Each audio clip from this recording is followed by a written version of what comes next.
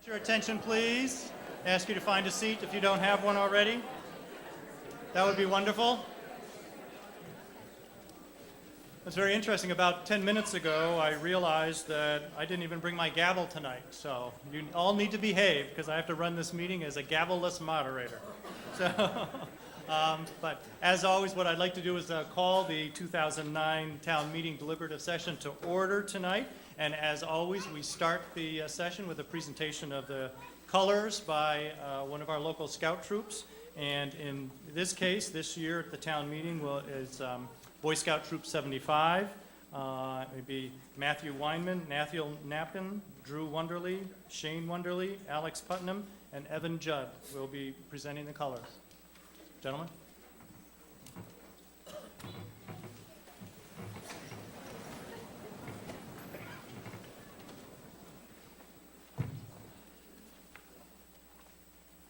Color bearers, color guard, present the colors.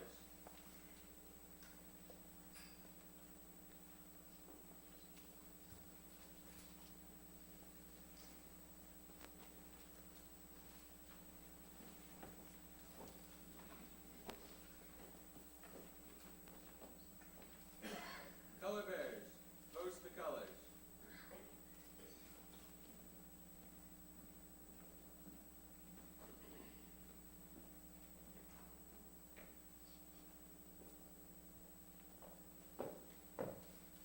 Please join me in the Pledge of Allegiance. I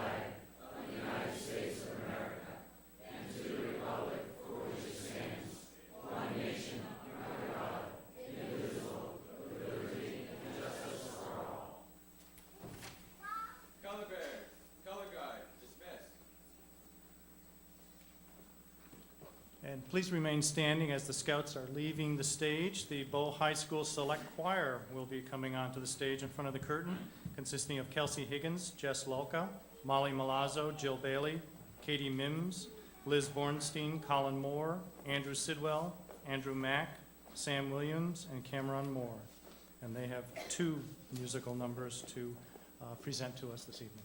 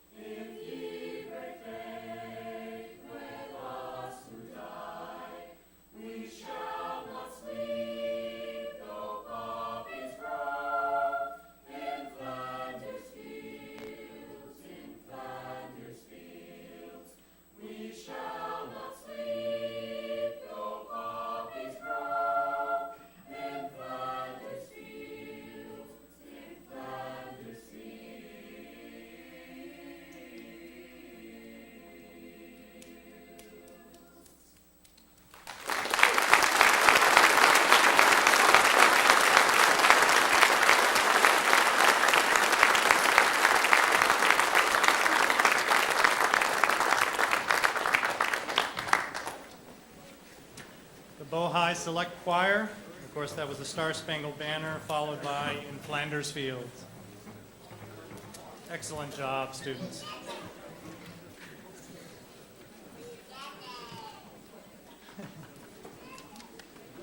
Well, welcome everybody. Glad you could come here tonight. As always, we have a full agenda for our town meeting, a lot of work to get done, and like to move forward. I usually start the meeting with a quick introduction of the people sitting at the head table down in the front of the room, just so that those who may be new in town can put some names with faces. And it's always a trick to, when they're sitting in a different order than my list here. But we've got Jill Hadaway, the town clerk. We have Paul Fitzgerald, town council. And then the selectmen, Harry Judd, Jack Crisp, Tom Keene, Eric Anderson, Leon Kennison, town manager Jim Pitts, and finance director Bob Levan. Thank you all for being here, folks, tonight. And to my right is my trusty technology assistant. There seems to be always somebody with a last name by the name of Judd. The name changes every 2 or 3 years, but Emily Judd is helping out tonight. She'll make sure that what's projected on the screen there is what we need to keep us on business. And of course, the person with whom this meeting wouldn't happen, or you wouldn't hear me anyway, Bob Jakes is here every year for town and school meeting. He sits up in the booth upstairs and makes sure the sound system works. And is one of those unsung heroes. And Bob, thank you very much. We're glad you're here again this year. Appreciate it.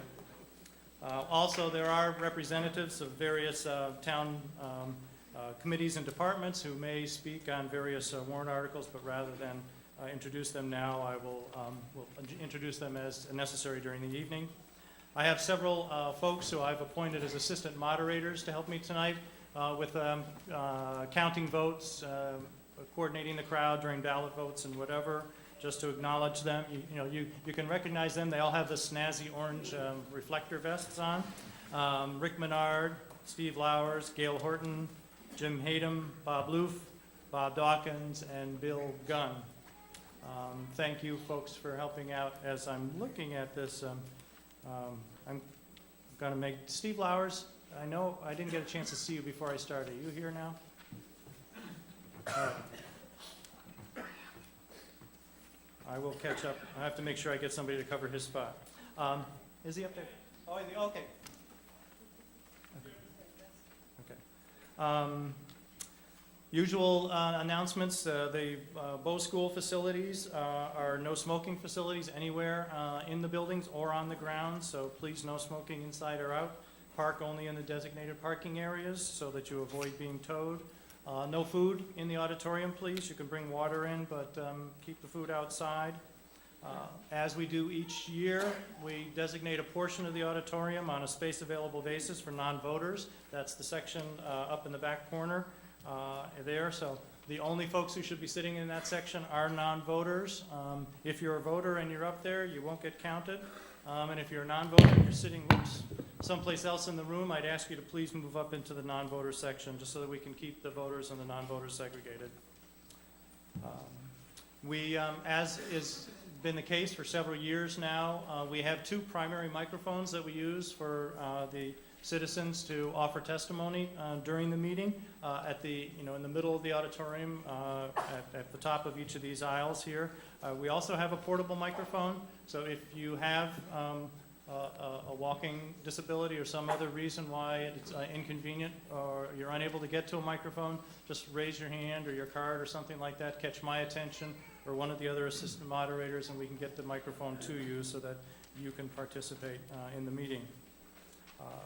We will be generally following the rules of the meeting as published in the town warrant this year, the rules that Jim Hayden and I have jointly prepared and attempted our best to follow in recent years. I will be the first to admit I'm not perfect, and every once in a while I catch myself doing something not quite consistent with the rules, but it's usually with the best of intentions, and bear with me or point it out to me, and we'll make sure that we do things appropriately. 2 comments that I would make on the rules is since the rules were published, we did decide to use the new system of voter cards tonight, and therefore the rules don't reflect voter cards. So in Rule 16, where we talk about the general form of taking votes on the articles will be by a show of hands or standing vote, you should view that as incorporating also the use of raising your voter cards and having the voter cards being counted. s-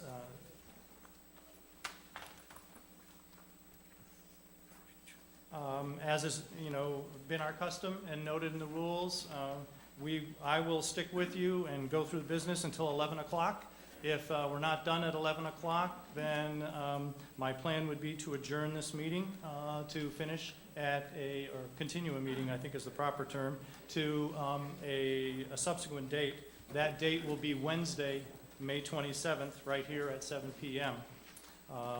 It certainly is, if the meeting so wishes, if we just have one or two articles left and we're at, 11 o'clock, often the group will say, let's just gut it out, Peter, and finish it, and I'll be with you as long as I can stand and talk. Similarly, if we have a motion to reconsider, after a motion to restrict reconsideration, we will also have that reconsideration of that particular article on the 27th.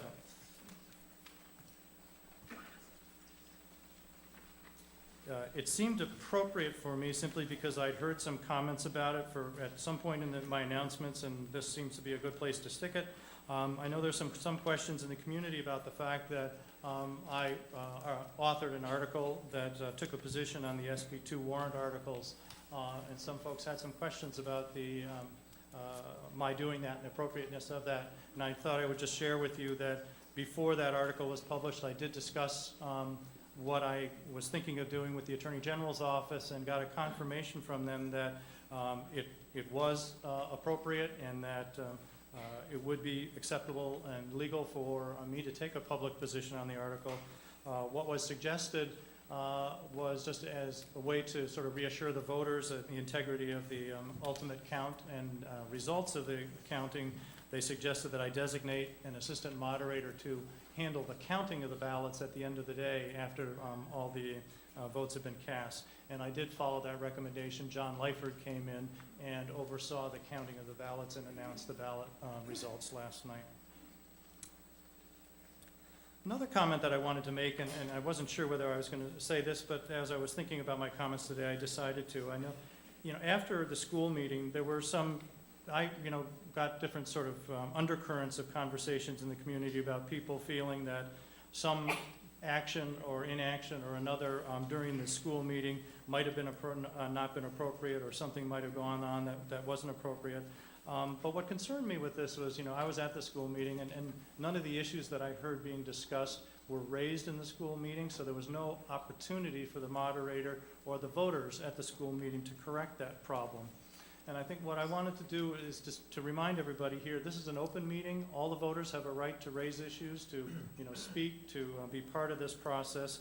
And if you have a concern about what's going on, if you have a concern about whether part of the process is not going appropriately, I ask you to raise it. Bring it right up so that I can deal with it, so that the voters can deal with it, so we can leave this meeting with everybody feeling that the process went appropriately, and that nothing was wrong with the meeting. I think the worst thing that you can do, and the biggest disservice to your fellow voters in town, is to keep quiet, do nothing, and then simply criticize the process after the fact. So that's my plea to you. If you got an issue, I'm a big person. I can deal with it. Tell me what it is. Let's deal with it. Let's talk it through and move on. Because after all, we're here to take care of the town's business. As I kind of stress every year, my goal is to get through the business, but in a respectful way, where we're courteous to each other. Everybody's opinion counts. And so remember, I say it every year. Some folks can't resist, but it can be very disconcerting for people if folks applaud certain speakers and not others, or groans or things like that happen when people are speaking. And so I will say it again, I discourage it. I don't like applause, I don't like cheering, I don't like, no matter how excited you are about a particular point, keep it inside so that everybody feels like, they've got a right to voice their opinion and have their concerns addressed. I mentioned the voting cards previously, and so I'll just talk about that a little bit. We did, Jim Hayden and I have been trying different models. When you talk to different moderators all over the state, there are probably 100 different ways that town meetings are run, and A lot of towns use the voter card concept where, as a voter, you come in, you get the card, which, indicates you're a voter. It allows, a couple things to do.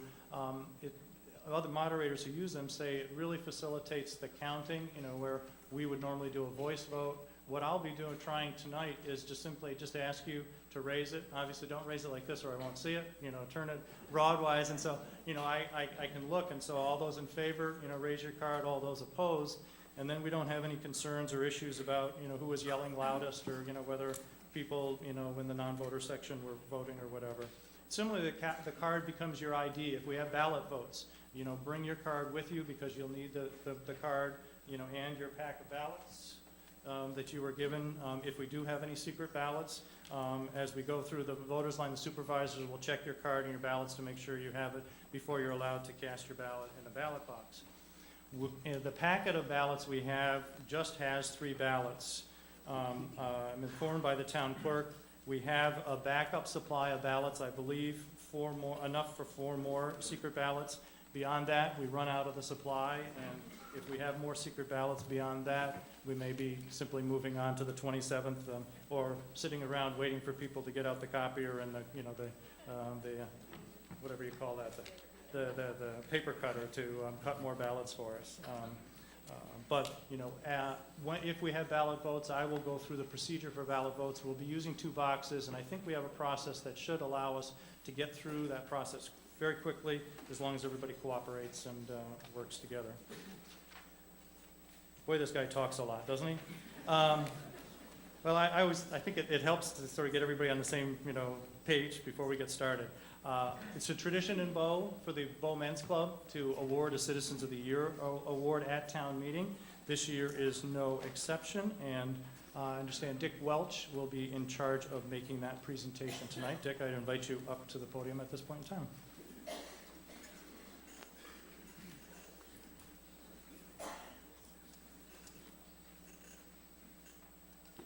Thank you very much. This is going to be a privilege for me because this person who is getting this is really deserving of it. It's going to take a minute to read all this, so bear with me. You're not the only one that talks a lot. This gentleman moved to Bow in 2000. He's been very active in all kinds of organizations. He started out by getting involved in the PTO, attending monthly meetings, and helping set up craft fairs in November. He has been involved in organizations in the Memorial Day Parade from the beginning, when it was just a senior project for the high school student. Working with and mentoring young adults at his church, he is very important to him. He helps organize weekly youth group meetings and helps chaperone work group meetings at camp, which is a week-long camp.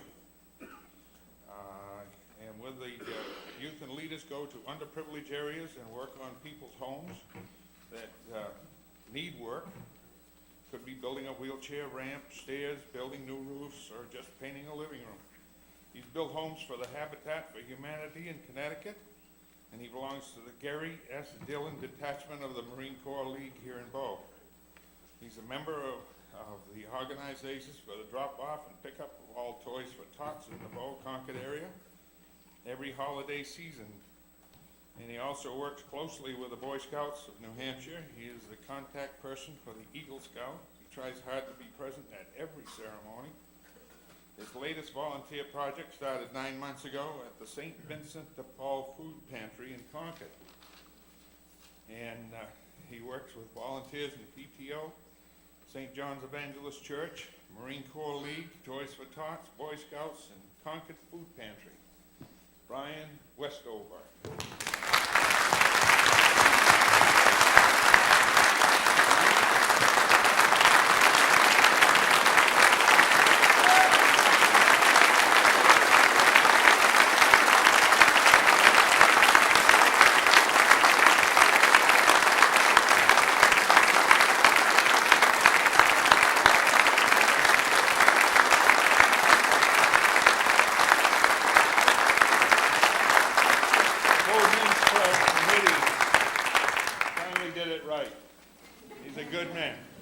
Thank you.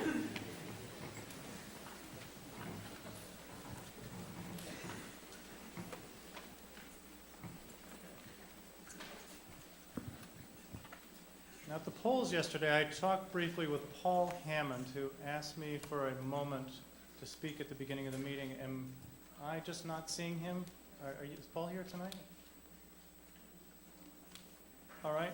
From what he told me, I understood that what Paul wanted to do is express words of thanks to the town employees, Unitil employees, all the folks for the utility companies who sort of rallied around the flag, so-called, and worked during the ice storm back in December and helped people out, got power back, got things restored. He spoke very eloquent to me about, how much it meant to him that these folks worked so hard under such difficult conditions. Acknowledged that not everyone got their power back as fast as they would have liked to get it back, but the fact is that these folks were working night and day and really deserve a word of thanks. And so on Paul's behalf, I just share those thoughts with you. And I guess I'll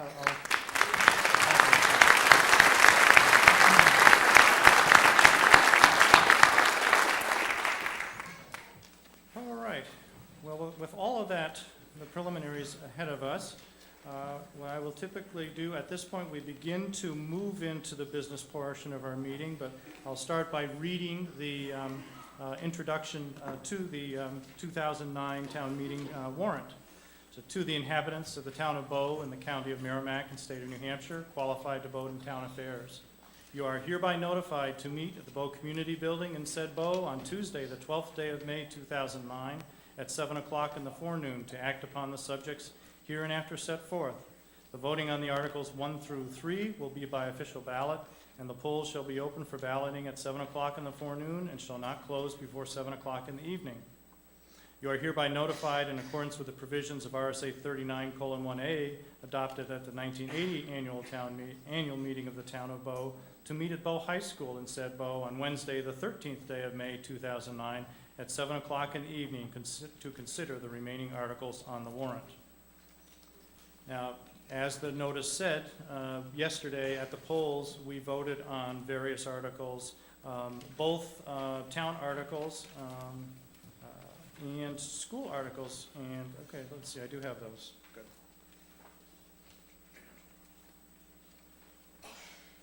Okay. And it's been my custom to announce the official results of the balloting at the beginning of town meeting.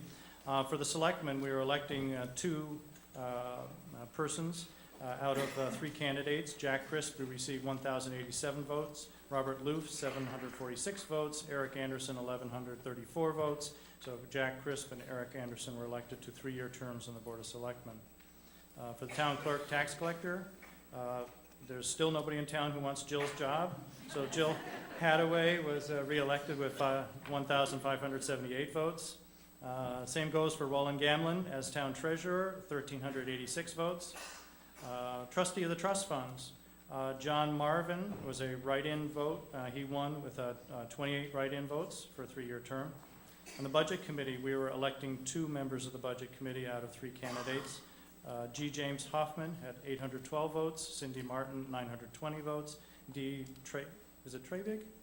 Tribig, okay, 1,020 votes. And so Cindy Martin and Dee were elected to the budget committee. Library trustee Elizabeth Foy was elected, she was unopposed, 1,491 votes for a five-year term. There were several zoning warrant articles. They were all part of Article 2.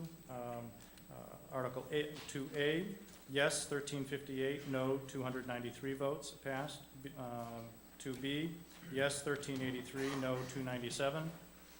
2C, yes, 1,396, no, 283.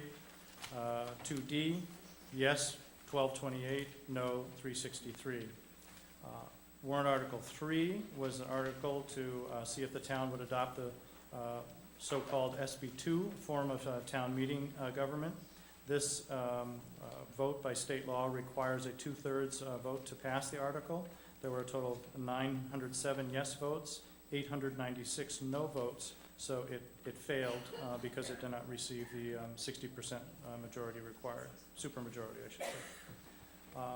Also yesterday, even though you had the school deliberative session was held back in March, the school elections are continue to be piggybacked with our election. So there was election for school board,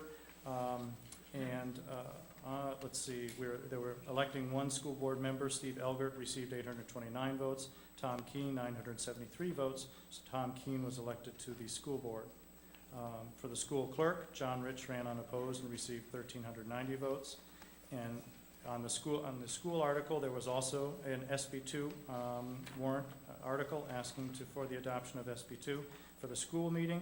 There was yes 754 votes, no 765 votes. So that article also failed for failure to receive 60% affirmative votes.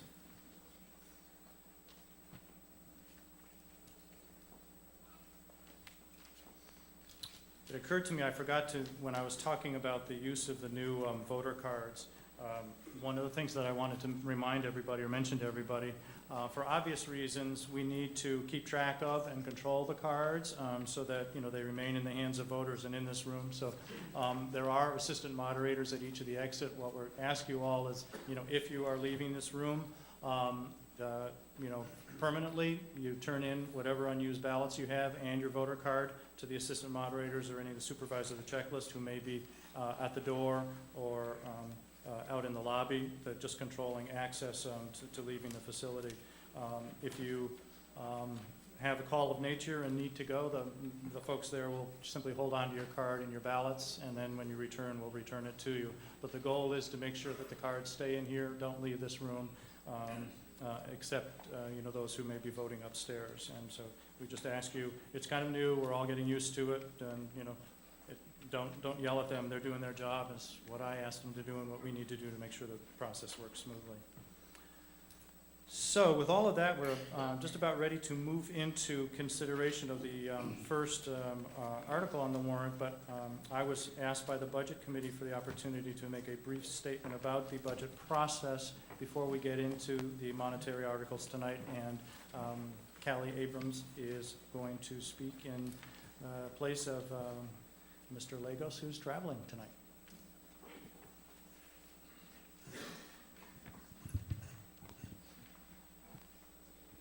Good evening, everyone. Thank you for attending. The Budget Committee has been meeting on a weekly basis since early March, when the proposed budget was first received from the Selectmen. This year's public hearing on the budget was very lightly attended. We would like to thank those who came out and attended the meeting with us. The Selectmen will be speaking to each warrant article, but before we get started, we would like to take a moment to note a few points. The Selectmen and the Budget Committee have worked diligently to develop a proposed budget that maintains an appropriate level of services in the face of rising costs. The municipal budget, bless you, the municipal operating budget recommended by the Budget Committee in Warrant Article 4 represents an increase of 1.9% over the current operating budget. This modest increase includes an uncontrollable increase of $274,529 in the cost of solid waste collection and disposal, which is nearly 48% more than the prior year. The remaining portion of the operating budget has actually decreased by almost 2%. The operating budget includes an employee cost of living wage adjustment of only 0.68%. Which will not become effective until January 1st, 2010. This increase is calculated to offset an increase in the employee's share of health insurance costs. Please note that Article number 6, which proposes a 2.25% increase, COLA increase to town employees, has a very close 3-2, not recommended by the Budget Committee. The operating budget that has been recommended by the Budget Committee is approximately $16,000 less than which was proposed by the Selectmen and the Library Trustees. This difference represents the Budget Committee's adjustment to eliminate the proposed increase, almost 4%, in the library budget. Total warrant article appropriations that have been recommended by the Budget Committee amount to approximately $9.3 million, which is almost $233,000 less than total appropriations that have been recommended by the Selectmen, and over $800,000 less than 2008-2009 appropriations.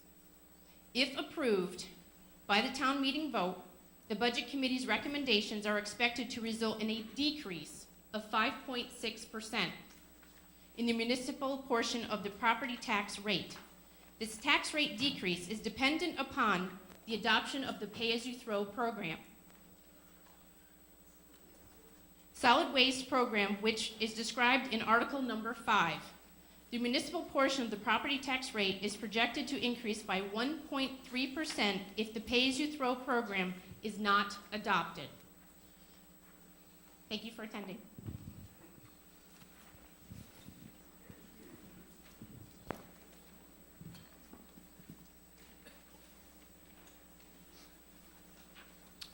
Okay, the first article that is on the warrant for to be addressed at tonight's meeting is Article 4, and based on my notes, it is my, I guess, let's see, I gotta start getting into my pattern here and remember that the first thing we do is I seek to have a selectman or somebody move the article. Is there a motion to adopt Article 4? Move. Okay, and is there a second?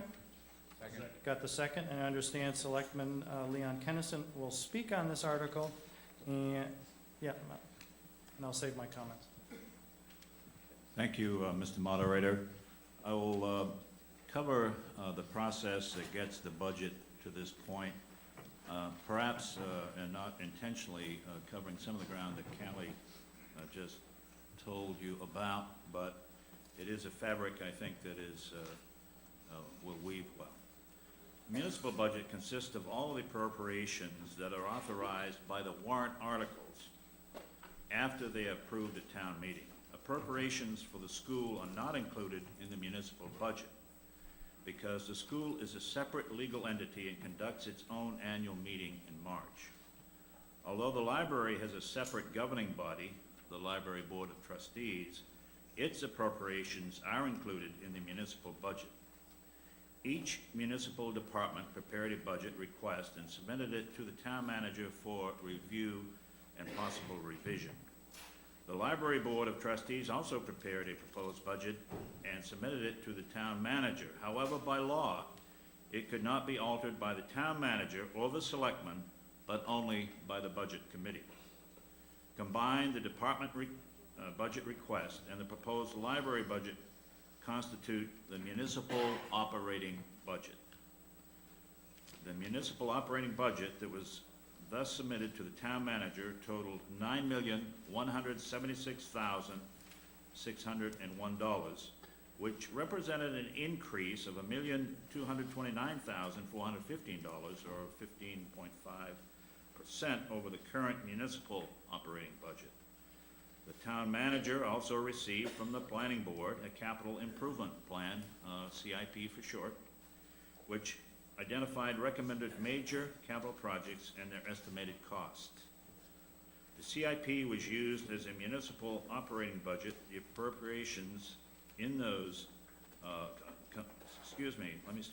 combined with the municipal operating budget, the appropriations in those special warrant articles produced a total proposed budget of $12,797,601, which represents an increase of $2,694,415, or 26.7% over the current total budget. The town manager reviewed the budget request from the departments and the planning board, identified items which in his opinion could be deferred to a later time, and made adjustments which amounted to a net total reduction of $1,435,075. He submitted to the select board a total proposed budget of $11,362,526, which represented an increase of $1,259,340, or 12.5% over the current total budget, and a municipal property tax levy increase of roughly $400,000, or 7.2%.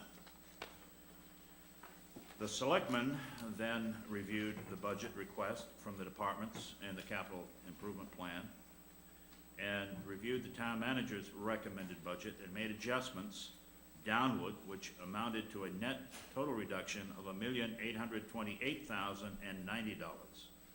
They submitted to the Budget Committee a total proposed budget of $9,534,436, which represented a decrease of $568,750, or 5.6%, compared to the current year's total budget and municipal property tax levy decrease of $223,000, or roughly 4%.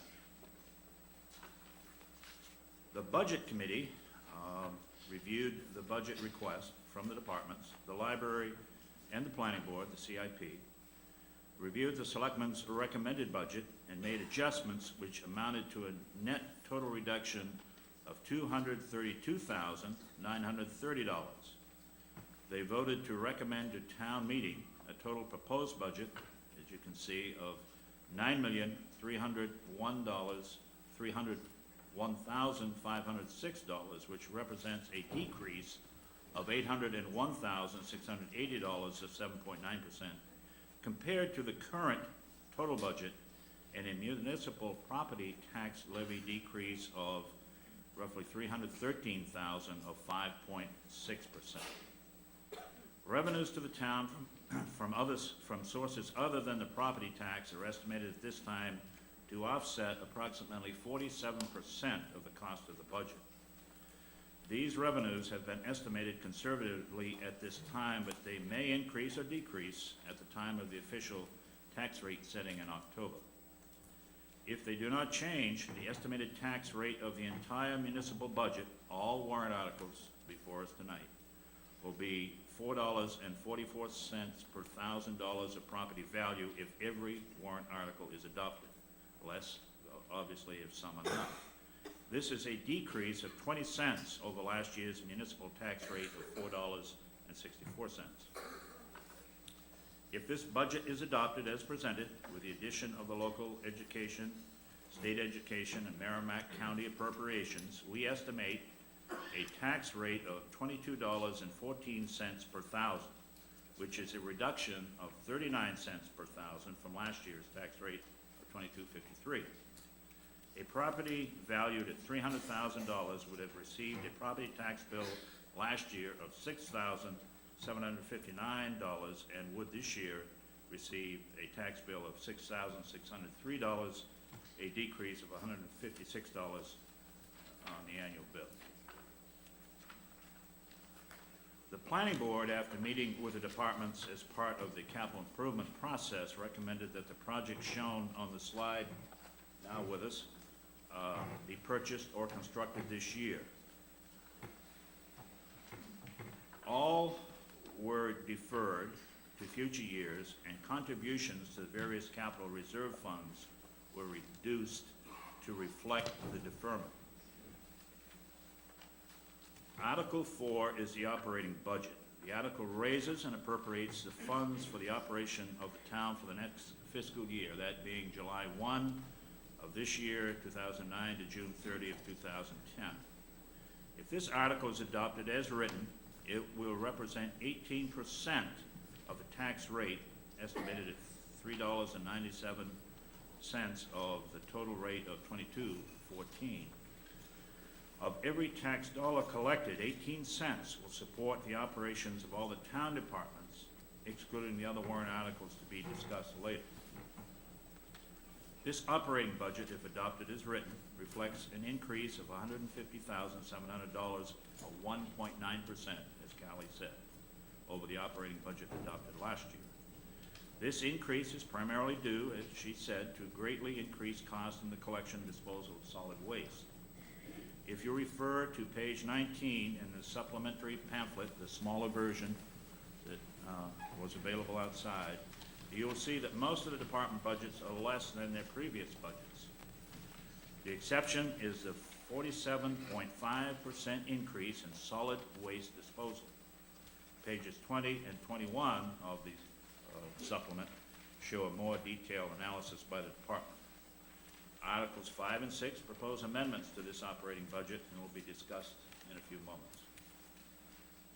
The operating budget provides for a cost of living allowance of 0.68% for the town's employees, as noted previously. This is far less than the 5.14% COLA that would have been recommended if we had adhered to the past policy of awarding a COLA identical to the annual cost in the cost of living as defined by the U.S. Department of Labor's Northeast Urban Region Consumer Price Index. This 0.68% COLA is designed to offset the increase in cost to employees of the health insurance coverage. On January 1 of 2010, single employees will begin paying 2.5% of the cost of health insurance premiums and 12.5% of the premiums for any family members covered.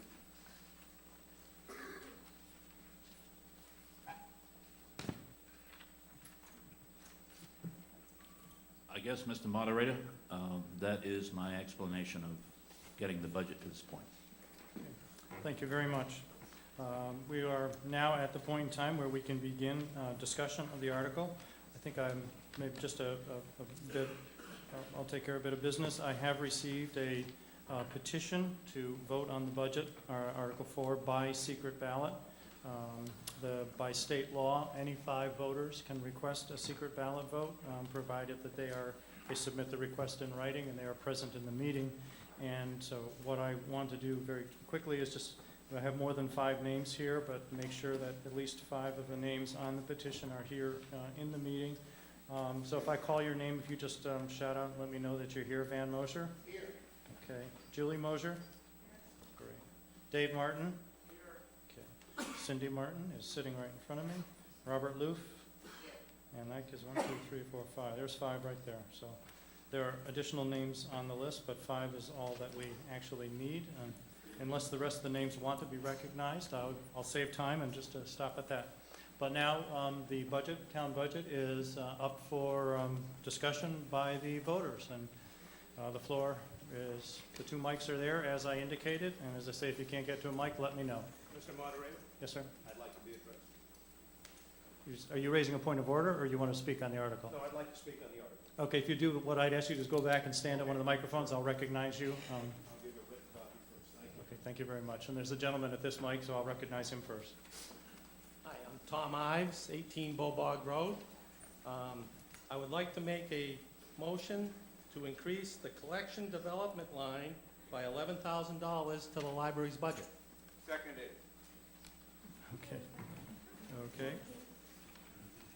So we have a motion to amend the budget. And would you please phrase that again so that we get it?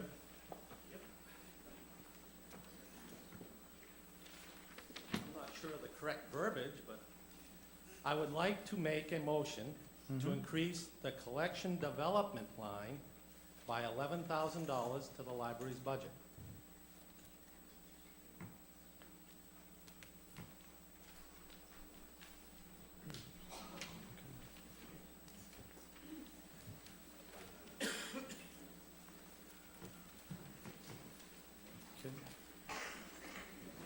Okay. That's fine. I want to ask the town council a question first, and then I'll jump right back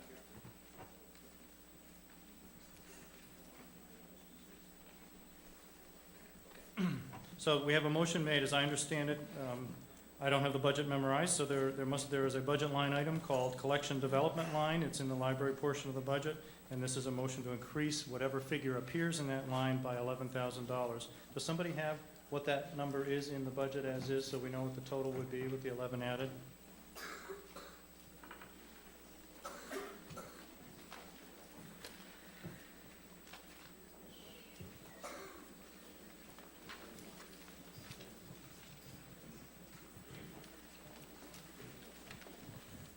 $8,108,886. Okay.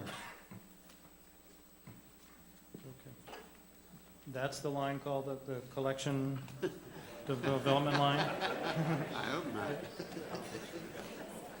Just- I thought you were asking for the total amount of the appropriation in Article 4 after the adjustment.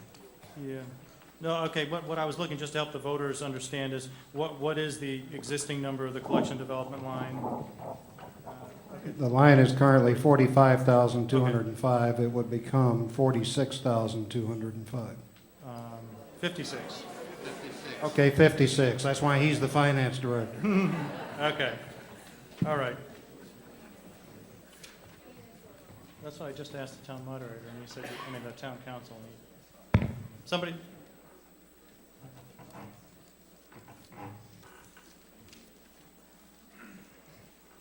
Okay, the question was raised whether or not you can amend a specific line in the budget, and the town council's advice to me is you can increase the line, but you can't force the trustees of the library to spend it. So if you authorize it, it doesn't necessarily mean that they will expend those funds. I'm a trustee of the library. All right, so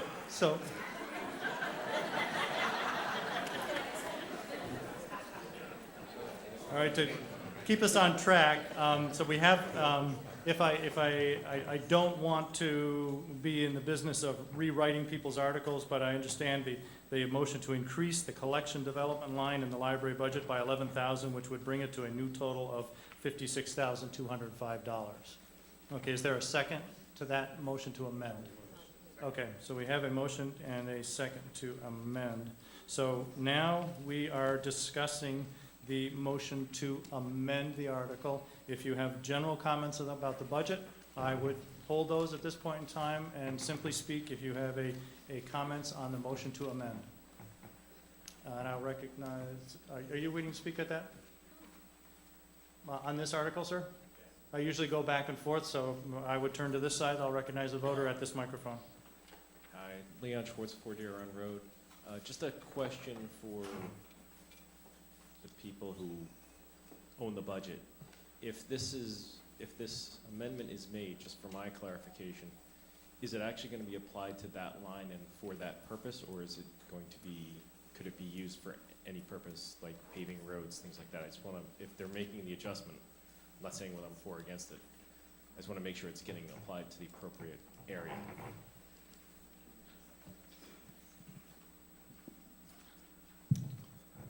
If this amendment were to pass, and then the budget passed with it included, the ultimate effect would actually be to give another $11,000 to the trustees to expend in their discretion. The library budget in its total would increase that much. The town meeting can't bind the trustees to expend it for this particular line. Obviously, the message will have been sent to the trustees. Okay, thank you.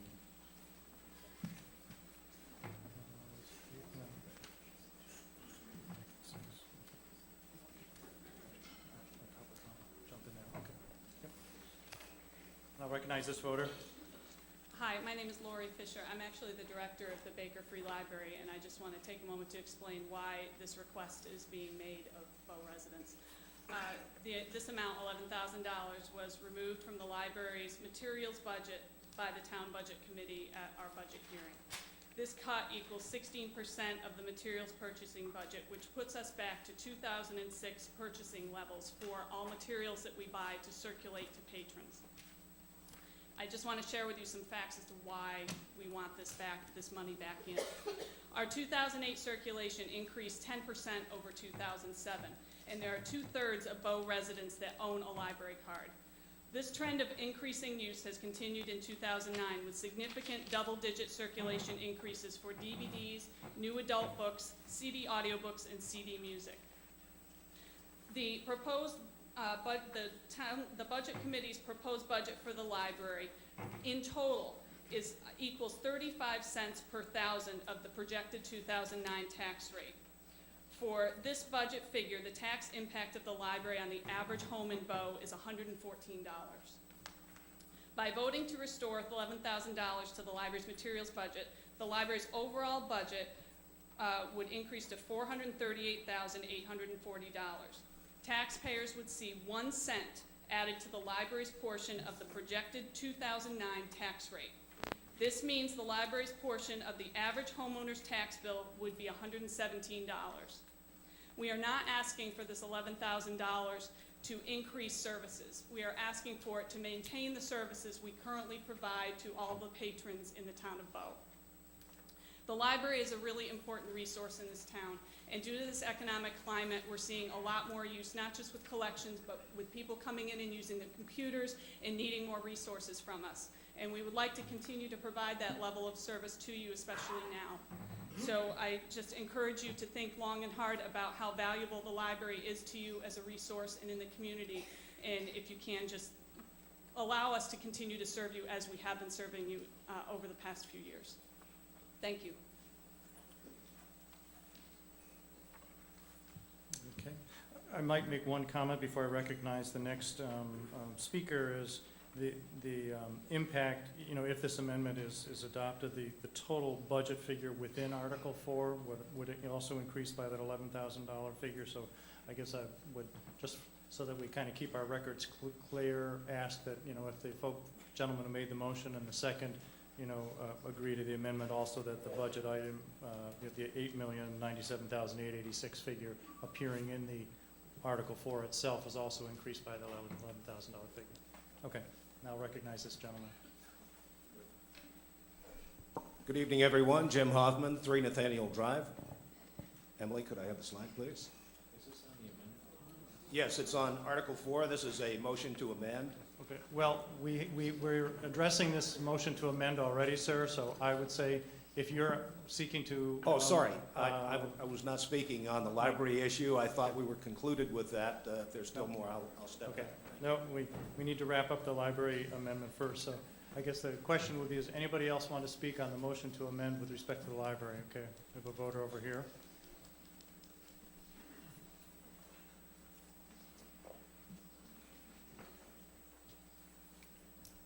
I'm Sue Marcotte Jenkins, 11 Hope Lane. I'm actually have a question, and that is how the collections materials that we have at the Baker Free Library compares to libraries in comparable towns and with comparable libraries. I can answer that question, if that's okay. Go ahead. Compared to other libraries in New Hampshire of the same population range, we're in the category of 6,000 to 9,000 population range. There are 27 other New Hampshire libraries. The average percentage of the overall library budget that the materials budget comprises among those 27 libraries is 14%. So 14% of their overall budgets is spent towards materials. For us, our material budget this year constitutes 12.5% of our overall budget. If the Budget Committee's 2009 and 2010 budget is approved without that $11,000, our materials budget will constitute 10.6% of the overall library budget. With the $11,000, we will be exactly back where we are this year, which is 12.5%. And additionally, I'll just say that on the national level, libraries with a population of under 10,000 have an average materials budget that is 16% of the total materials budget. So overall, Bow falls below what the averages are for libraries of our size nationally and in the state. So, but all we're asking for is to have our materials budget remain the same for next year.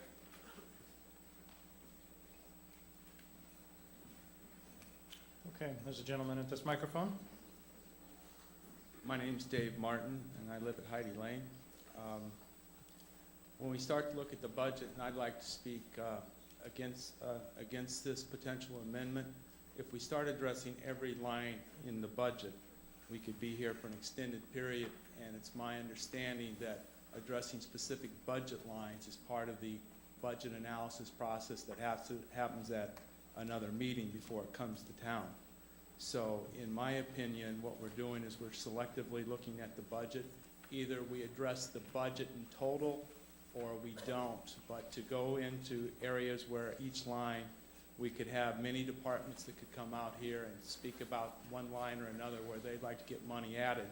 So I'd like to speak against this amendment and deal with the budget in total. Thank you very much.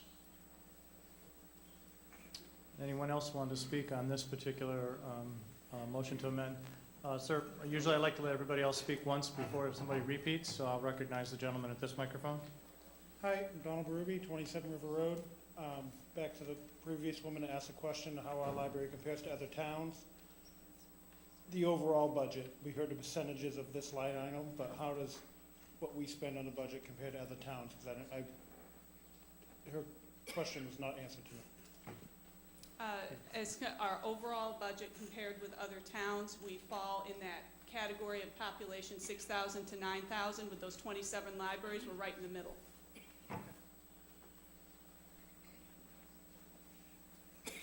I'll recognize the gentleman at that microphone. Van Mosier, 99 Allen Road. I am a supporter of the library, but I need a point of clarification. Are we voting on just the amendment for the line item, or are we voting on the overall budget? Because that needs to be made very clear. You're simply voting on the amendment. If you vote on the amendment, you will have increased the budget number, the total figure appearing in Article 4 by $11,000, and per the motion, it'll have increased that line item called collection development by $11,000. So what we're really doing is voting on the overall budget, which is a different thing. All you're doing is voting on the amendment.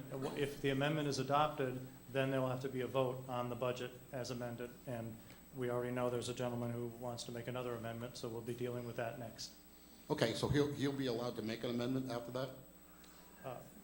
If he's at the microphone and is recognized, he sure will. Yep. Yes. Thanks. Cindy Martin, 31 Hattie Lane. I first would like to say I'm thrilled that we have so many readers that live in Bow.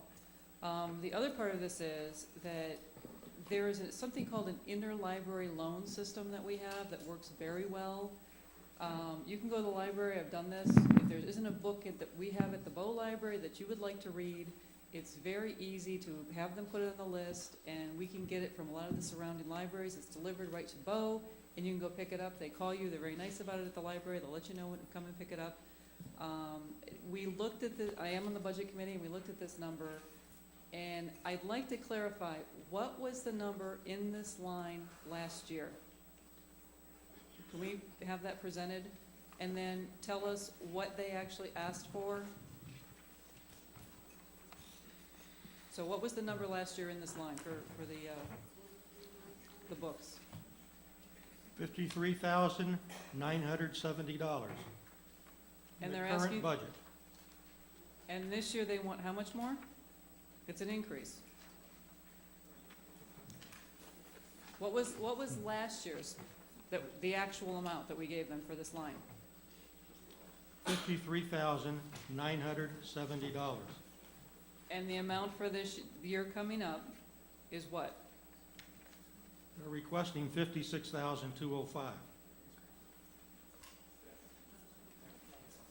That would be, the 56,205 would be if this amendment were adopted. The number appearing in the budget is 45,205. Then how do we come up with 11,000? Correct, Yeah. but there's, between last year and this year, how do we come up with $11,000 Okay. additional? Perhaps when the subsequent voters at the microphone can explain why the number is 11,000 that they used. I'd also like to say that if we're gonna spend over $50,000 in books, there are an awful lot of books already in the library, I think, that people could read, and the interlibrary loan system also works. I'm confused on why we need to spend so much more on another year, especially with the economy the way it is. Okay. Is the gentleman at this mic, are you waiting to speak over on this side? Okay. All right, then I'll recognize the gentleman over here. Tom Bloomquist, 2 Cobb Road, Bow. I thank the library director for the data comparing our community to others. I'd like to know, though, when this data was accumulated. Was this data tabulated before or after the current economic challenges? All of this data is available at the New Hampshire State Library website. Every year, every library in New Hampshire needs to submit statistics regarding all of their operations. And so the current data that I'm using is from last year. Yes, I recognize the voter at this mic. I'm Sarah Brown. I live on Stony Brook Road. I am a recent retiree, and I am relying on the library to maintain my voracious reading habit. And without the library, I probably would be locked up at the hospital. I can't spend $50 a month at Borders anymore, and I'm really relying on the library to maintain that. So I really strongly encourage everyone to consider putting this money back in.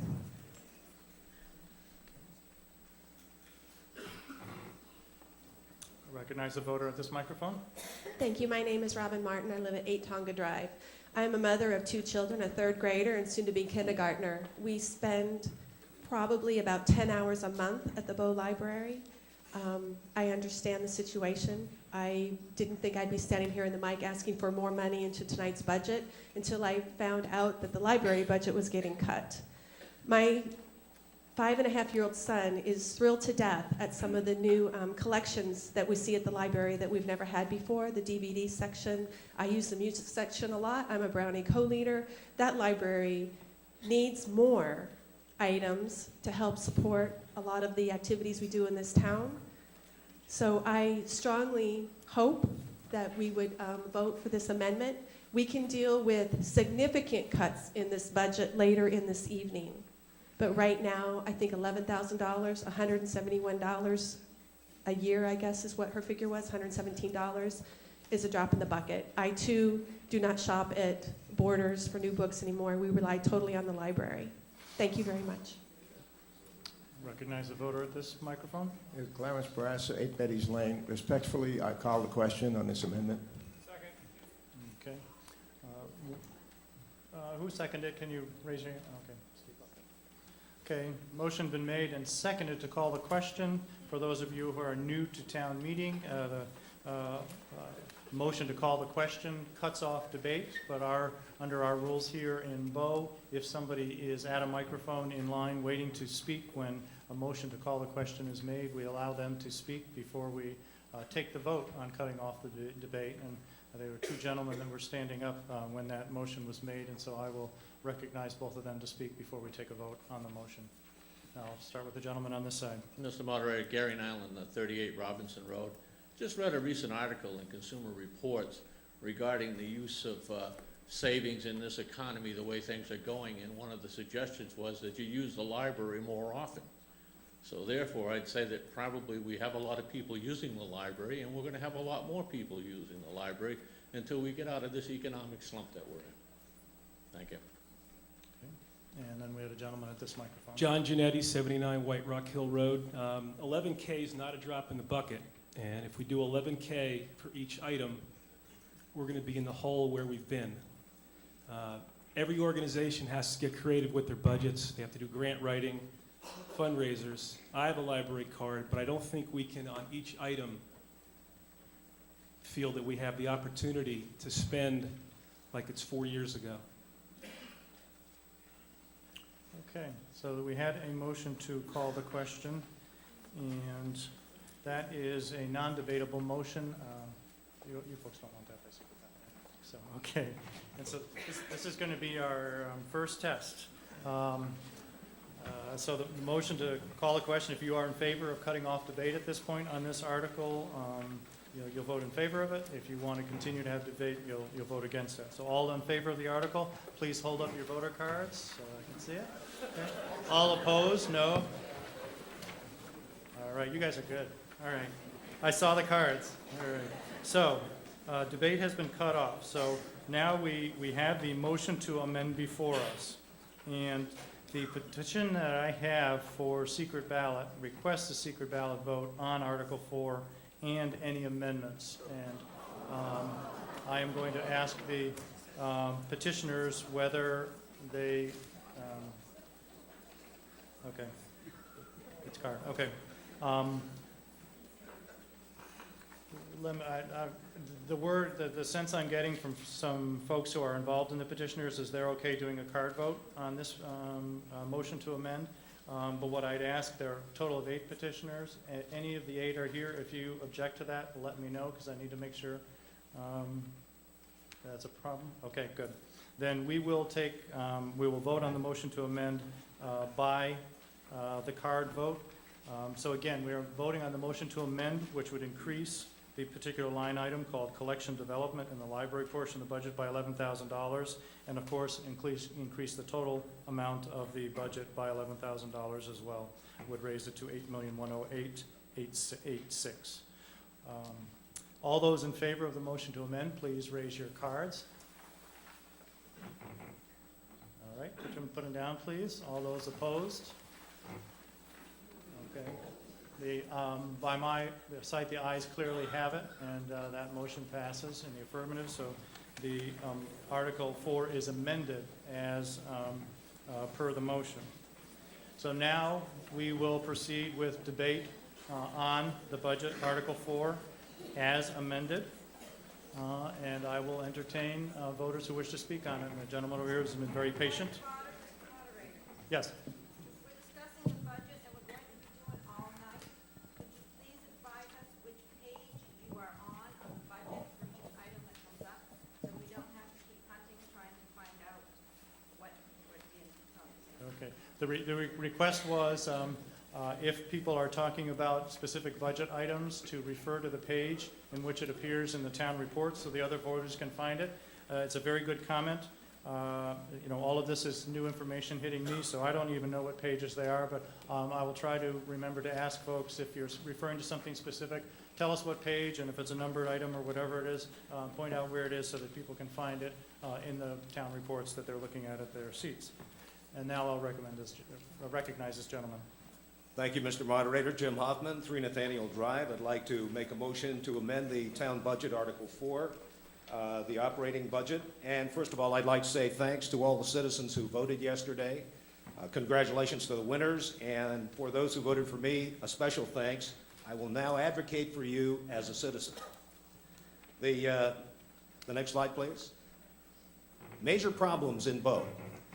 There are senior residents, as I listened to the voters yesterday, who are moving out.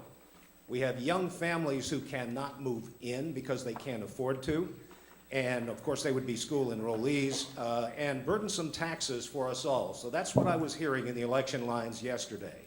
The taxes that are driving a declining enrollment are putting us in danger of losing our critical mass, which is really the basis for the tax revenues that would support these excellent schools and these good services from the town of Bow.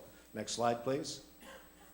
So let's do something about it now, starting right now. On Article 4, I move that we reduce the operating budget from the proposed $8,097,688 to $8 million even. I request a detailed accounting of the purported $3 million in the rainy day fund that could and should be used to immediately reduce Bow real estate taxes.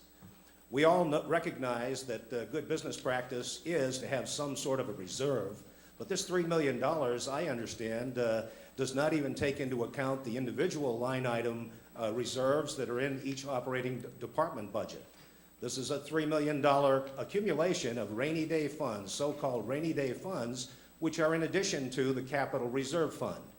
So in addition to all of those surpluses that we have at the end of the year, the expenditures versus the revenues that have been collected, I understand that this past year it was something like $750,000. That's how you accumulate a $3 million rainy day fund figure like that, which equates to, if you look at the numbers, $8 million, let's see, 40% of $8 million would be $3,200,000. Well, it's not quite a 40% slush fund, but it's very close to pretty close to a 40% slush fund. So with that, I would make the motion, and I will finish my comments here. I will make the motion to amend the budget from $8,097,688 to $8 million. Thank you. Okay, is there a second? All right. And there's been a motion made and a second to amend Article 4 to decrease the total budget figure to $8 million. So now we will discuss, just as we did with the last amendment, we will discuss this amendment. And so does anybody wish to be heard on this amendment to reduce the total budget line item to $8 million? I recognize a voter at that microphone. Mr. Moderator, Gary Nyland, 38 Robinson Road. I think we've seen this request before to cut the town budget. The problem we've had is that some of the things they cut out, like the street lights and the transfer station and a few other things, just really weren't some of the things most of us wanted in this town. And I think if you want to suggest we make a reduction in the budget, which all of us are for, then you tell us how you want to do it.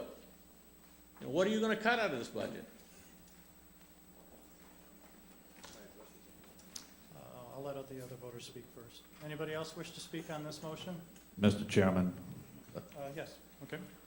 on Selectman behalf Thompson. of, as a member not only of the Budget Committee, but as a chairman of the board, I can tell you, as I really laid on your patience as I described the process that we go through to get to this point, that many citizens and many efforts, many hours of those citizens have been involved in drafting this budget. And it has received a great deal of microscopic examination. And some very good ideas came forward, and some were accepted and some were not. But what Gary Nyland just said is what we experienced over the last 2 years was a 5% across the board and leave it to the selectmen, and then nobody's happy. And I suggest that I did not hear rationalization of a solid nature for this reduction. And if it should be in a specific area, I think it should be noted what it is so that you folks will know what services you won't have coming out for the next fiscal year. And I think it's only fair that anybody who proposes such things specifically identifies it so you can know the consequences. Mr. Moderator, may I address that with an answer? Yep, I'll recognize you. There's nobody else ready to speak. So I'll give Mr. you a second Moderator chance. and Mr. Chairman of the Board, would you please look at the second bullet point on the slide, and you will see that I'm requesting a detailed accounting of the purported $3 million. Now, does some figure like $3 million exist, or does it not exist in the town funds on the balance sheet? I'll address that as a town manager. Mr. Hoffman, I understand where you're coming from, but I'm afraid some clarification is needed. First of all, there is no such thing as a reserve fund in any of the departments. It is true that at the end of every budget year, after we're audited, we do generate a surplus, money that was appropriated at this town meeting, but not spent by myself and the department heads. We always do competitive bidding. We're always looking for a way to save a buck, our reputations notwithstanding. And we do, in fact, not spend every dollar you give us. Those leftover dollars, after the auditor identifies them, lapse into this unreserved fund balance, the $3 million to which you refer.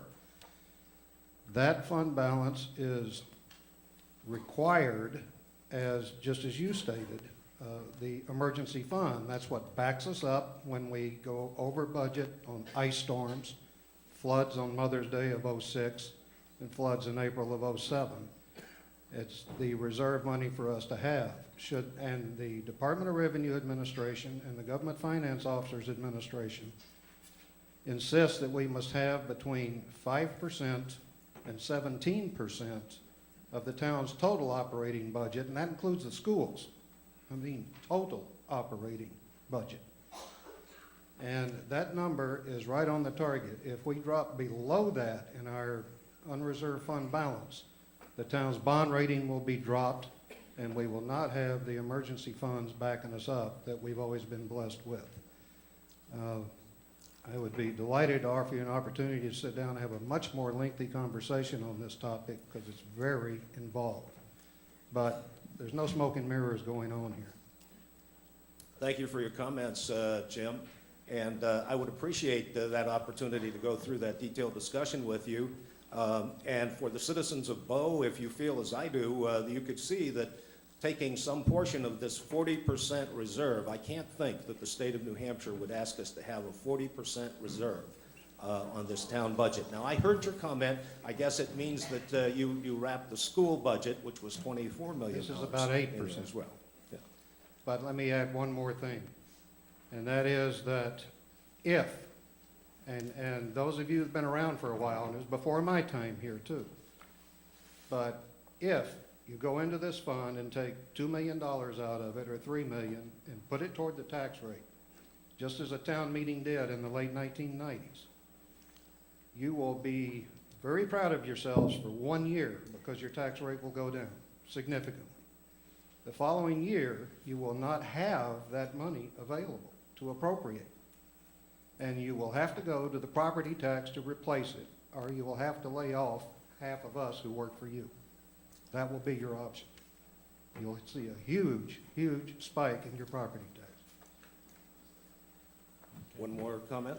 An Let answer? me, yeah, I'll let you make one response, and then I want to make sure Okay. the other voters who want to speak can speak on this article. Certainly. Jim, I was not asking you to take all $3 million and throw it on top of the budget and offset it all at once. What I was really asking for is an accounting for that $3 million, which you've offered, and I'm happy to meet with you to do that. And the second point that I asked for was in the first, or actually the second bullet point on this slide, which is to take basically $97,688 out of that $3 million, less than $100,000, and put that down on the budget. So that would, that would be taking a little bit out of this reserve fund, still give you plenty of coverage from the total school board budget as well as the town budget that you just mentioned, meet the reserve requirements, and yet satisfy bullet point number 2 here. Yes, sir. Okay, I see. Selectman Crisp would like to speak to us on the article, or the amendment, I should say. I believe we have used approximately $300,000 from that fund this year to reduce taxes. So what you're talking about is taking an additional amount over and above what we've already taken. Bob, if you have the exact number, I don't recall what it is. Some of the warrant articles reflect the use of unreserved general fund balance. The total, including the $300,000 that Mr. Crisp mentioned, is $469,000. That would be used to reduce the tax impact. What I should clarify is that we do have a ceiling on this reserve fund balance, and when we have more than that ceiling that the selectmen have agreed upon, it is applied every year to offset taxes. We don't hoard it away. Is there an interest rate that we earn on this money, an investment interest rate? And if there is one, I'd certainly like to know it. Well, yes, the treasurer and the trustees of the trust funds have it all heavily invested. Obviously, like everybody else, it's not doing as well right now as it has in past years, but it is making money. But and every dollar of it's invested. I also want to clarify that the use of this money that you're referring to doesn't have anything to do with the appropriations. If $97,000 is removed from the budget, we have to cut $97,000 worth of service someplace. We're going to have to take something out of a department, or everything that's been discussed. Where the revenue comes from to pay for these appropriations is a question of the use of fund balance and surplus. But if you reduce the appropriation, we have to cut a service by law. There's no choice. Let me also add that all of the town meeting, all of the budget committee meetings, the weekly ones that Callie was making reference to, the ones that the selectmen have had on the budget, they're all open to the public, always. Yes, sir. I was there at the last of those. I don't remember seeing you, Jim, at any of ours. I think you were late. You were up north somewhere, but All right. Excuse me. We don't need to go in that direction, please. I don't think so, Jim. Sure. Excuse me. Tom Keene would like to make a comment on the amendment. Let me just clarify something about where the money comes from. Last year, at the end of the year, we had about a $750,000 surplus, something in that range. That was money left over. The board voted about, and it votes every year, when it looks at that number and says, how much of that money, forget the rest of it, how much of that money should we return to the voters? Last year, and for a couple of years, I think that number's been around $300,000. I personally advocated for more. Some people, didn't. That's fine. It worked out that way. The rest of it is what goes into that fund. So last year, to the $3 million, we added another $400,000, $450,000. That's how it works every year. And that gets done in October, because we don't know. For instance, this year, the governor has proposed eliminating funds for cities and towns, meals and rooms tax, and some other things. So we don't have a hard figure about how much we actually will be able to turn back of that money this year until maybe September, October, when we get the final, or July, I guess, when we get the final numbers from the legislature. So it is a complicated process, but there has been money left over every year since, a few years that we've added to this fund. Thank you for those clarifications. Okay. Remember, we are speaking now on the motion to amend the total figure appearing in Article 4 to $8 million, and I recognize the gentleman at that microphone to Yeah, speak on the motion to amend. Yeah, I'd like to move it on.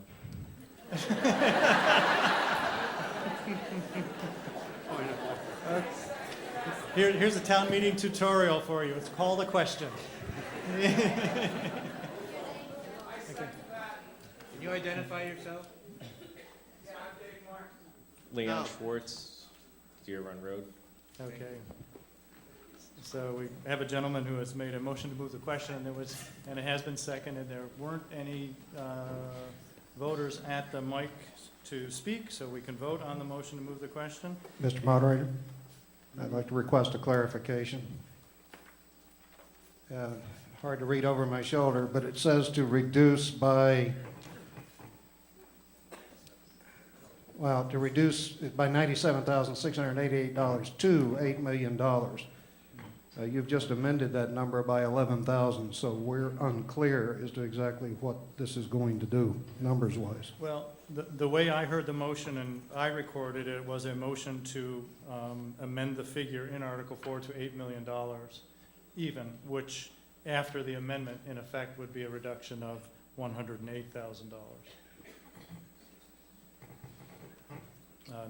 Because it's the 97 plus the 11 that was just added. So again, it was just a targeted dotted line, the 8 million. So let me see, keep myself on track here, call the question. We have the motion to call the question. All those in favor of the motion to call the question, please raise your cards. Okay, put them down. All those opposed? All right, people obviously want to vote. So now we have to vote on a motion, amendment number 2. Okay. The comment I'm getting is that folks would like to have, the folks who have submitted the petition for ballot vote would like to have a ballot vote on that amendment. So we will do it, but before we do it, I got a couple things that I got to say to you. I've got a note here. It says a white car, doesn't tell me what kind, but at the license plate 2593690, says your lights are on. So you might want to go out, so you'll have dead battery when you're done tonight. The other thing is, remember, if you want to leave the room or wander out of the facility, bring your voter card with you, because we need to control those cards, and you'll have to turn them in. If you like, if that's your car and you need to run out there, you need to turn in the card, and while you go out and turn out your lights. So, okay, now we need to do some ballot voting. Please bear with me. We may have a few of these tonight, so if we work at it, I think we can become very efficient. We can get the votes done quickly, but it's going to take kind of cooperation and everybody working together. What we have in mind, we'll have 2 ballot boxes, one upstairs, the second floor up top, and there'll be one here on the stage. My plan is to basically, have 2 lines circulating past the ballot boxes. Folks downstairs here will essentially go from your seats up, use the ramp up to the stage, cross the stage, cast your ballot, and then come down the stairs over this direction.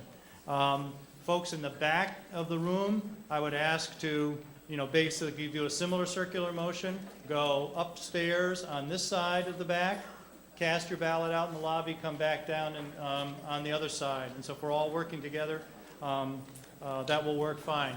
The assistant moderators should be here in each section. I think Steve Lowers had that. Are you going to cover that, Earl, for me? Okay, great. I've got folks identified. They're kind of act like ushers in church, and if you stay in your seats until you voted, that would be the best. We'll start at the front here, and one of the assistant moderators will come down And I think we've got it set up, so if you just wait till your row is allowed to go through, we'll go fastest. The ballot you're going to use is either lavender, we'll call it lavender, it's the top one, and we're voting on the amendment. So if you wish to amend the budget to $8 million, you'll vote yes. If you don't want to amend it, you vote no. Remembering, this is just the amendment. We still have to vote on the budget itself after we vote on this amendment. Let's see. That's right. And to my, let's see, assistants, let me see, who's got the door back there? Yeah.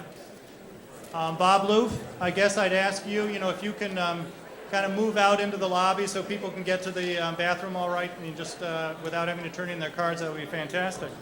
So I guess with that Earl Pierce is the usher up top. He'll let you out of the rows going up, and then Gail Horton will let you out of the rows down here.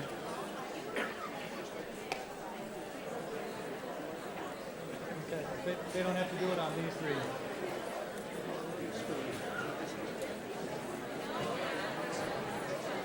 I think we're ready to go. Let's go. Oh, yeah. And don't forget to bring your cards. You'll need your card to vote.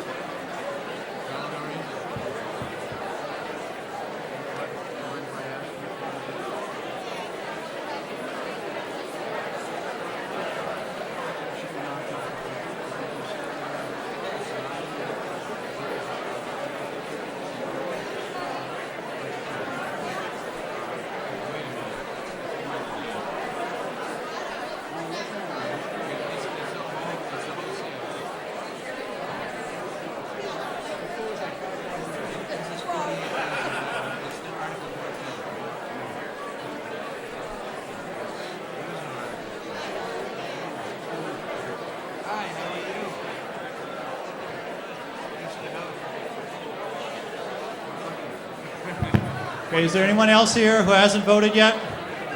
If so, please get up on the stage right now, cast your ballot, and then we're going to start counting.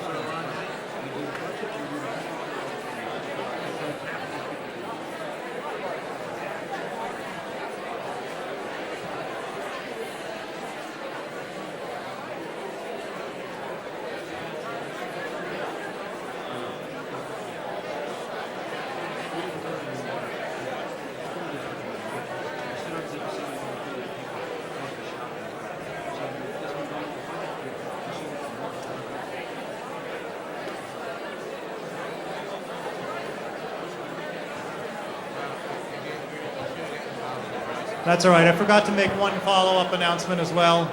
If you weren't able to make it to a ballot box, but you have ballots that you would like to cast, just raise your card, and I'll have one of the assistant moderators come to you and take your ballot and drop it in the ballot box for you.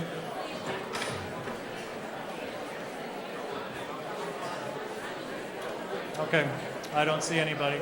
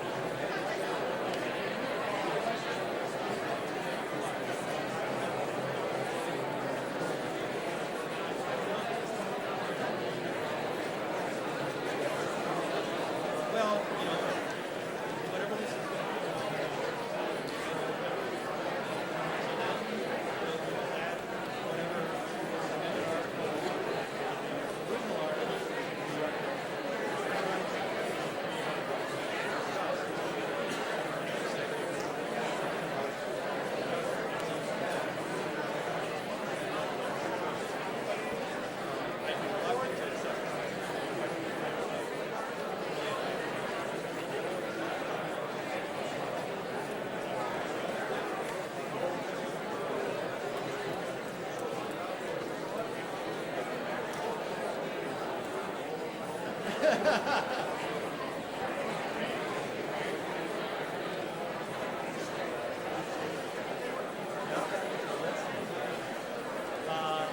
this one, I already closed it.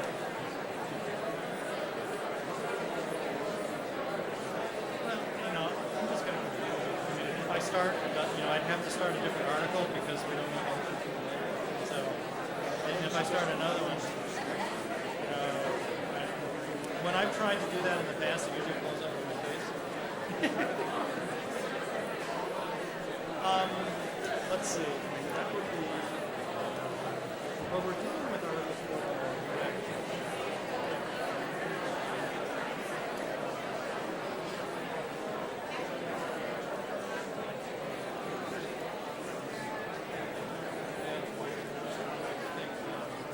Basically, there was a motion to overrule the moderator's rule that we take it in order. I'm just trying to think if we've got I guess it would be appropriate.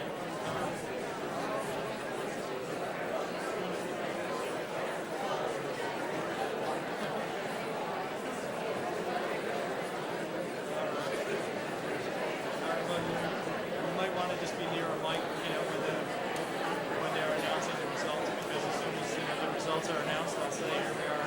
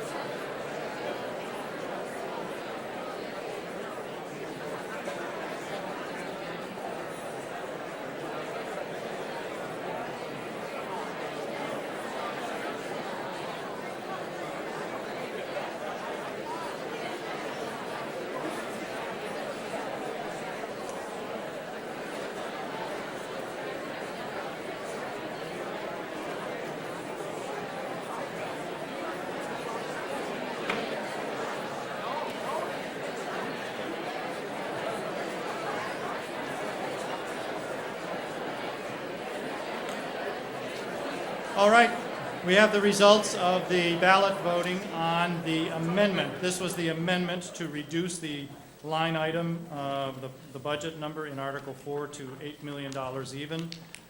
There were 80 votes in favor of the motion to amend and 310 votes opposed, so the motion to amend fails. So, we are now back to addressing Article 4 Mr. as Moderator. amended by the first amendment that was approved. And we're ready to start that discussion and debate. And I will recognize the gentleman at that microphone. Ray Hugamo, 3 Woodland Circle. Mr. Moderator, I would like to ask for an overruling on your decision to take Article 4 at this time and move that to follow Article 26. At that point in time, we'll have the opportunity to find the total impact of all of the amendments and the other items that have gone along. It'll give us, the voters, a total picture of what is going to happen to our tax rate. All right, is there a second? Who made that second? Okay.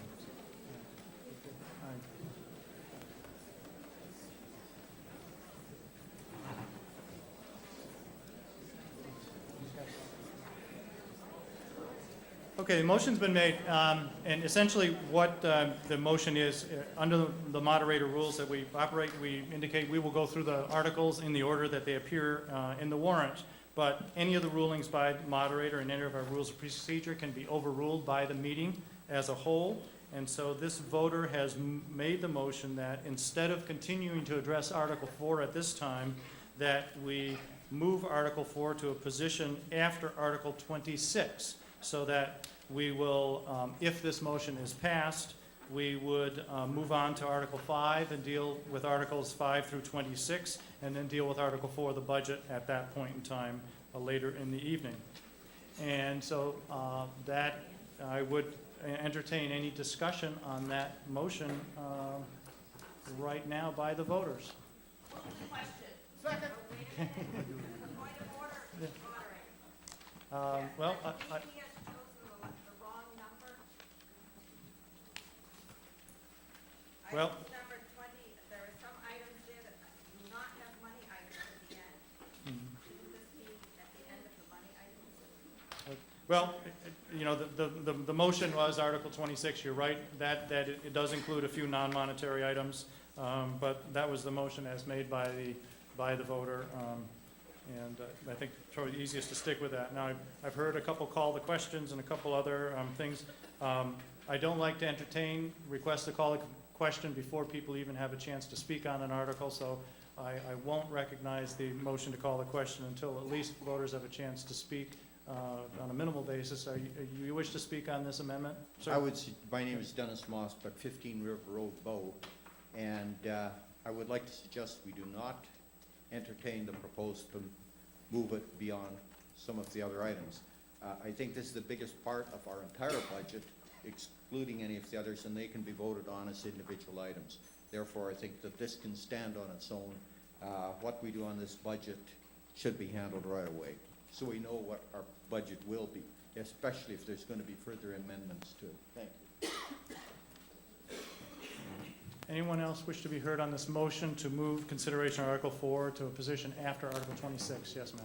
Marie Daniels, 8 Fairmont Place in Bow. I would ask that we not entertain that motion because I think one of the concerns in the community is that with the town meeting format, a small percentage of the population makes the decisions for the entire community. And I think if the entirety of the budget is being voted on 11 o'clock at night, we'll have a much smaller portion of the community here making that decision. So I would ask that we do that earlier rather than later.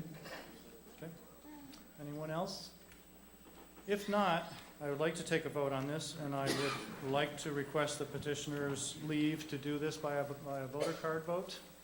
All the folks who asked for, I mean, technically it isn't a vote on Article 4, so maybe it doesn't even count on that, so I probably don't even need that permission. But all those in favor of the motion to move consideration of Article 4 to a position after Article 26 on the warrant, please signify by raising your cards right now.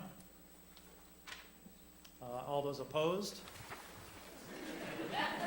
I can figure that one out. Okay. The motion fails. Okay.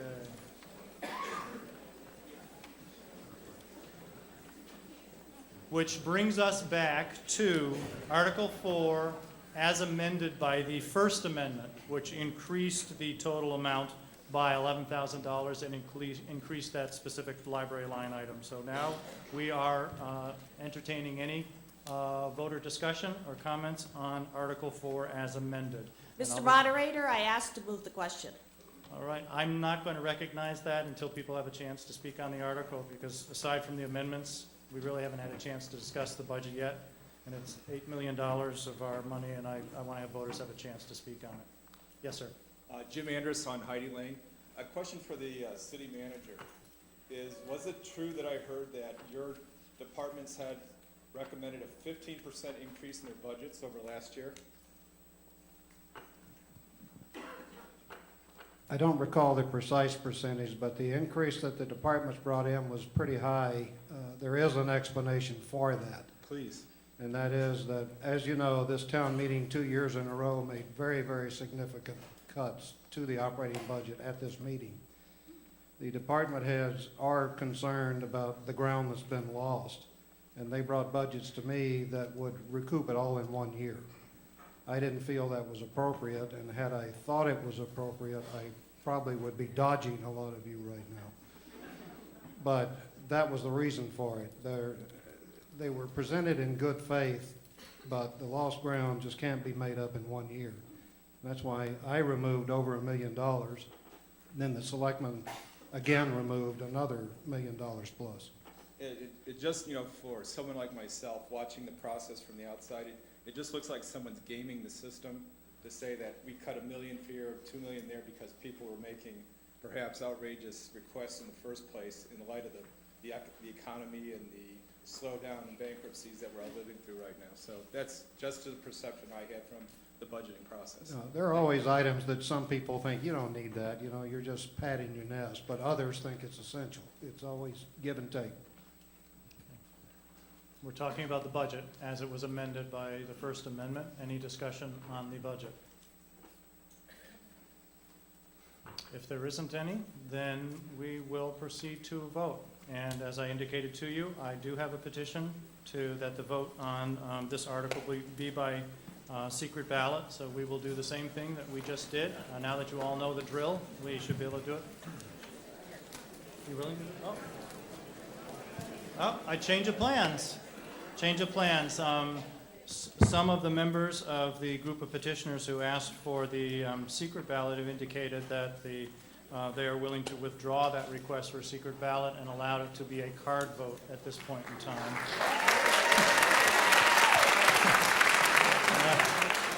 Clarification, can you just make sure that we know that we're voting on that number? No, the article as it was amended, because $11,000 was added to that one library line item, that number that appears in the second line. Yeah, I think it was probably, in what's up there, it's probably inappropriate to have changed the number in the recommendation from the Budget Committee, because that stays the same, but it's the number up in the second line of the article itself should read that $8,108,866. Got that? Yeah. That's all right. So we are voting on Article 4 as amended, in which case, that again, the total bottom line, $8,108,866. 886, I'm sorry. I'm guaranteed to mess this up, aren't I? All right. And we're going to do this by a card vote. All those in favor of the adoption of Article 4 as amended, please signify by raising your cards. Opposed? Okay, the ayes clearly have it, and it is a vote in the affirmative. Thank you.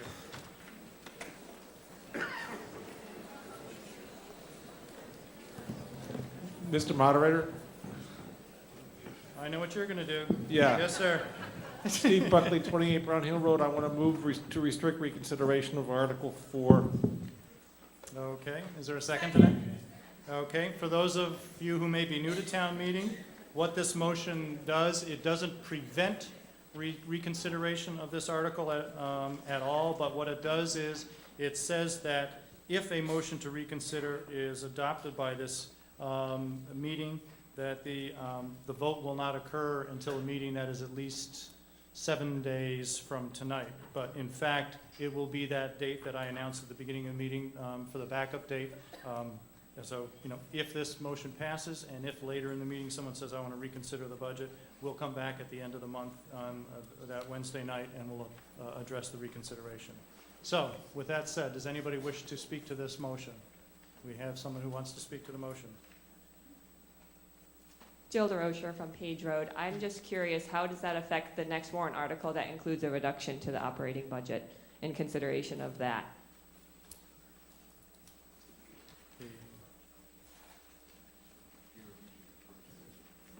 Yep.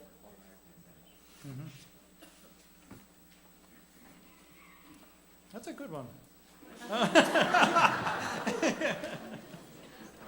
I'm going to ask town council to give me a quick check on that.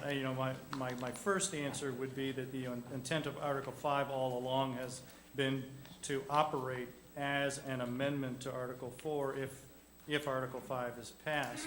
But with the motion to restrict reconsideration, I'm not sure whether that's going to get in the way of the operation of Article 5. So I'm going to ask Paul Fitzgerald if he can give us some Peter, input. it would be my thinking that if there was reconsideration of the budget at a future date, then the action taken on Article 5 would impact the number that was decided on that particular evening.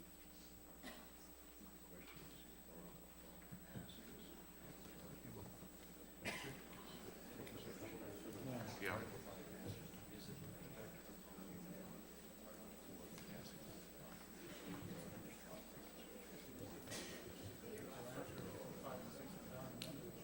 That would be the easy, that'd be the easiest way to do it.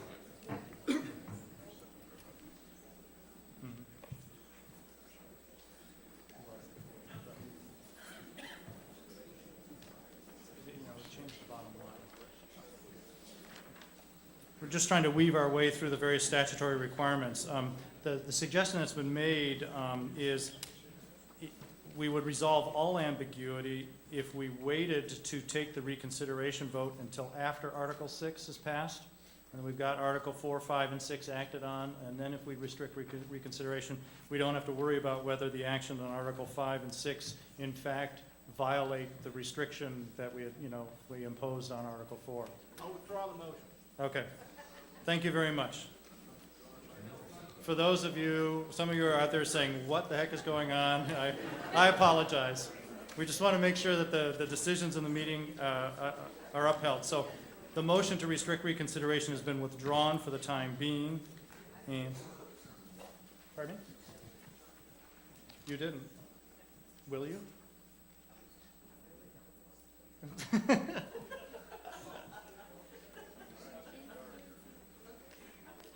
You will, okay. That's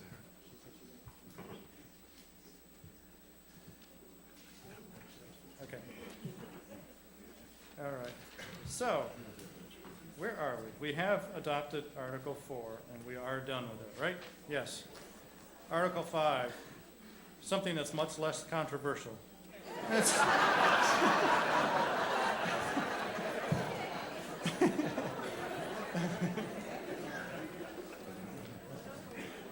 That's right. Article 5, to see if the town will vote to adopt a pay-as-you-throw program that is designed to encourage recycling by shifting a portion of the cost of residential solid waste collection and disposal costs from the property taxes to user fees, and to reduce by $4,380 the municipal operating budget that is authorized by the passage of Article 4. And is there a motion to adopt this article? And a second? And we have a motion and a second to adopt Article 5, and it's my understanding that this may be introduced by Selectman Jack Crisp, who will probably pass the wand relatively quickly to the committee that worked on this project. If this article is adopted and the pay-as-you-throw program begins in Bow, our operating budget will be reduced by $4,380. And the amount of property tax collected for solid waste disposal will be reduced by $381,250.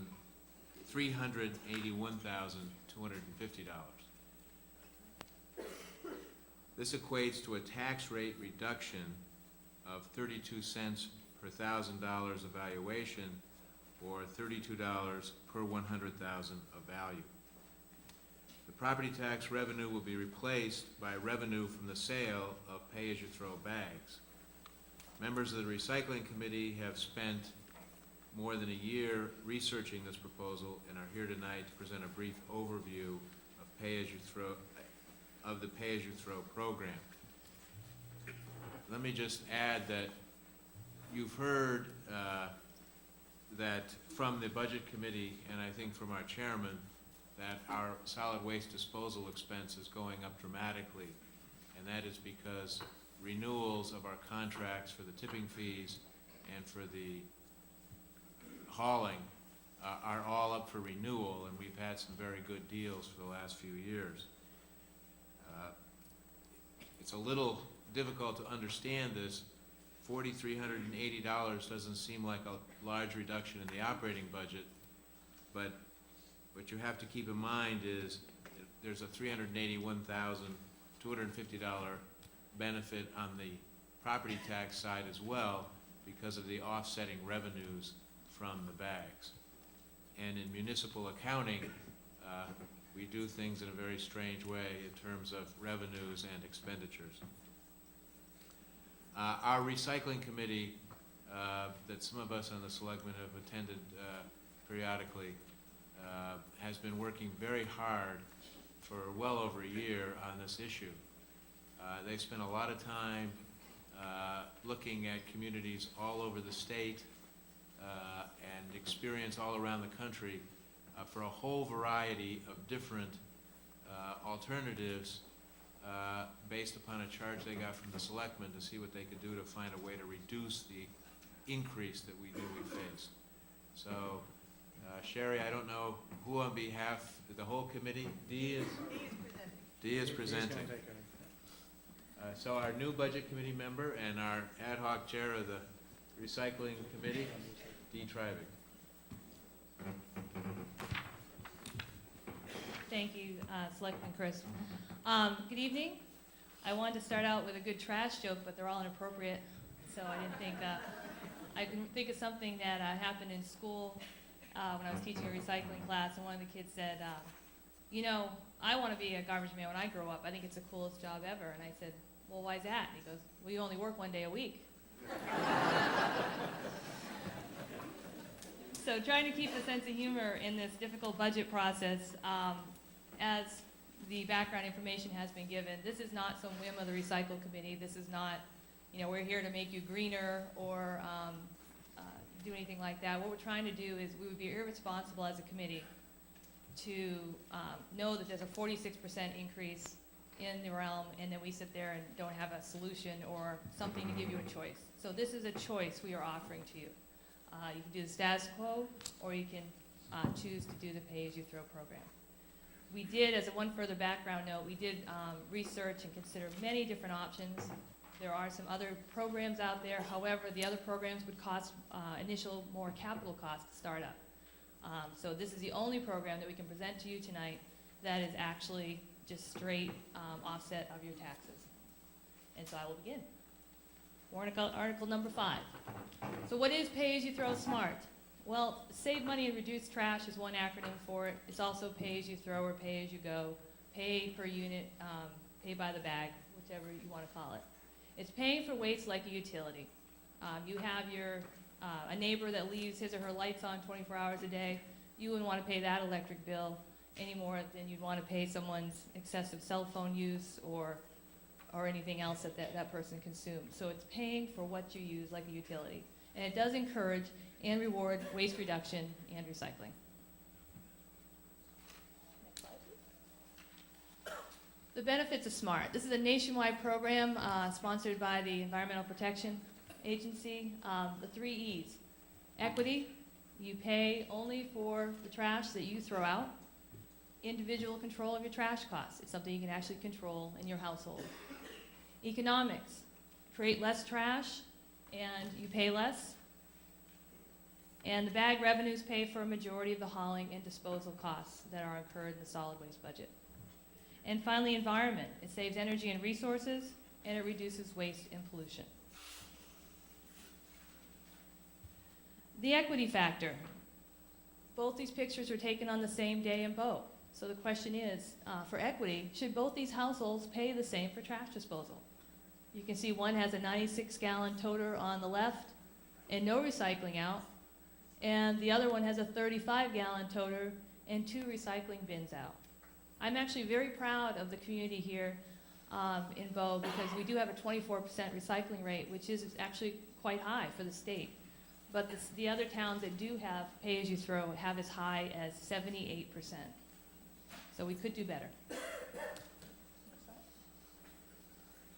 So here's the budget. Last year, $434,900 was the net cost.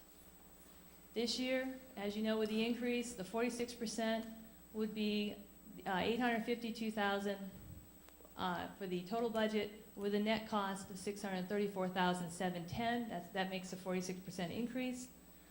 And the Smart Pay-As-You-Throw article, what we're recommending, would have the expenses at $848,049. That includes the bags, purchase initially of the bags, and then it has revenues projected of $594,589 for a net cost of $253,460. This would be a 42% decrease.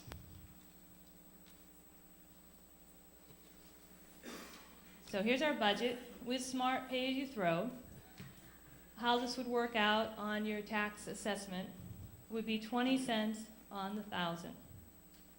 With the status quo, without Smart or Pay-As-You-Throw approved by the voters, it would be 52 cents on the 1,000. So the property tax savings would be 32 cents per assessed 1,000 on a home. So the tax savings versus user fees. One important point is this program would not start until October. The reason being that is it has been proven it takes 3 to 4 months to start up, and we would want to make sure it was done correctly and not in a hurry.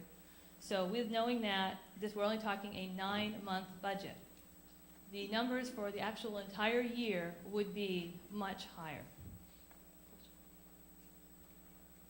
So for October 9 through June 2010, the lower property tax at 32 cents on the 1,000 of assessed value would amount in $104 for the average the average home in Bow supposedly is $325,800. That's what we received from the assessor's office. So that's the average home. So these numbers are all working on that average home amount of $325,800. So the average savings would be the $104. Now, the user fee for bags, that's what's coming out of your taxes for this home amount. The average Bow family, and actually it's a national average as well, but we did make sure we calculate it for the town of Bow, uses 1.5 bags of trash a week. That would be in one large 33-gallon bag, like this. Could you hold that for me? There's a reason I came here tonight. We even have props. And this is a kitchen bag. So these 2 bags are what the average Bow family, dividing by all of you, uses per week based on our annual tonnage. So we're talking large bag, it's this one small bag, kitchen one. So if you used the 2 I just showed you, that would be the $136.50. If you just do one this size, which is a 33-gallon, that would cost you $87.75 for the October through June usage. If you did one small bag per week, it would be $48.75.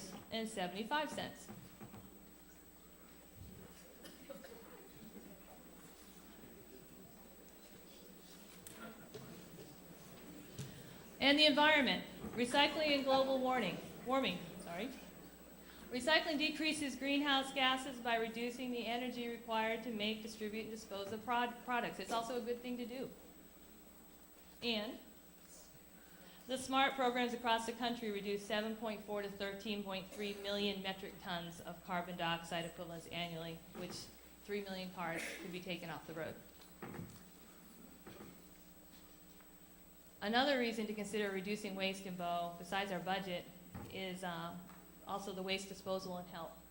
Our trash is burned at the Wheelabrator incinerator plant in Pennacook, where electricity is made as a result. Unfortunately, despite EPA requirements, there are still many contaminants that are EPA levels that get released into the air. And of course, those go into our bodies and our food supply. When the incinerator plant is done burning the trash, all the ash is then put into landfills. So it doesn't just go away. So if we adopt SMART, how will SMART work in Bow? Well, residents would purchase Bow trash bags at local stores, Shaw's, Market Basket, Hannaford's, Bow Mobile, Irving, all the town buildings. The library is willing to carry them, and they're open to 8 at night, municipal building, and the community center. The $15-gallon bags would be $1.25, and the $30 bags would be $2.25. These prices were determined by figuring out the average per household and what would significantly offset the tax rate. Bags will be placed at curbside each week. Or if you're worried about animals or anything else getting into your trash, you could purchase the 30-gallon size, this size trash container with a cover, and you can put it in a covered container at the curb.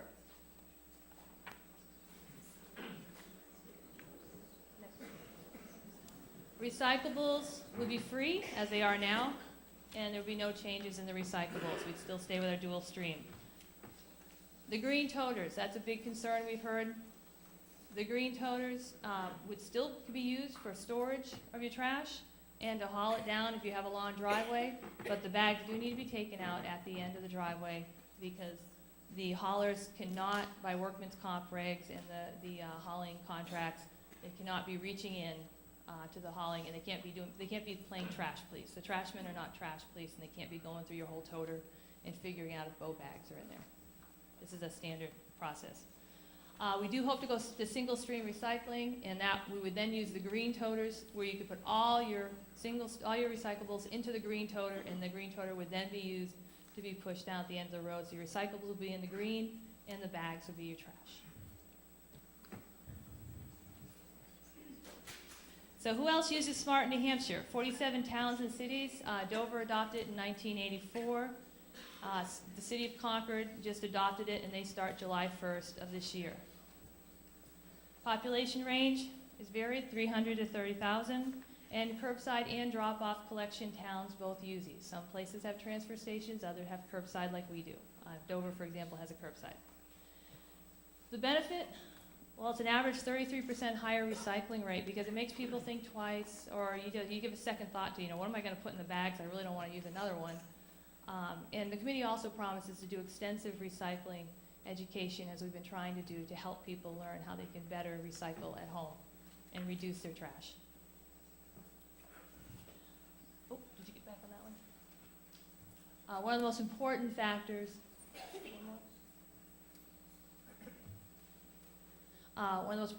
to consider, this is not a new program, it's not something the committee made up, and no New Hampshire town has ever rescinded Pay-As-You-Throw SMART once they decide to make the switch.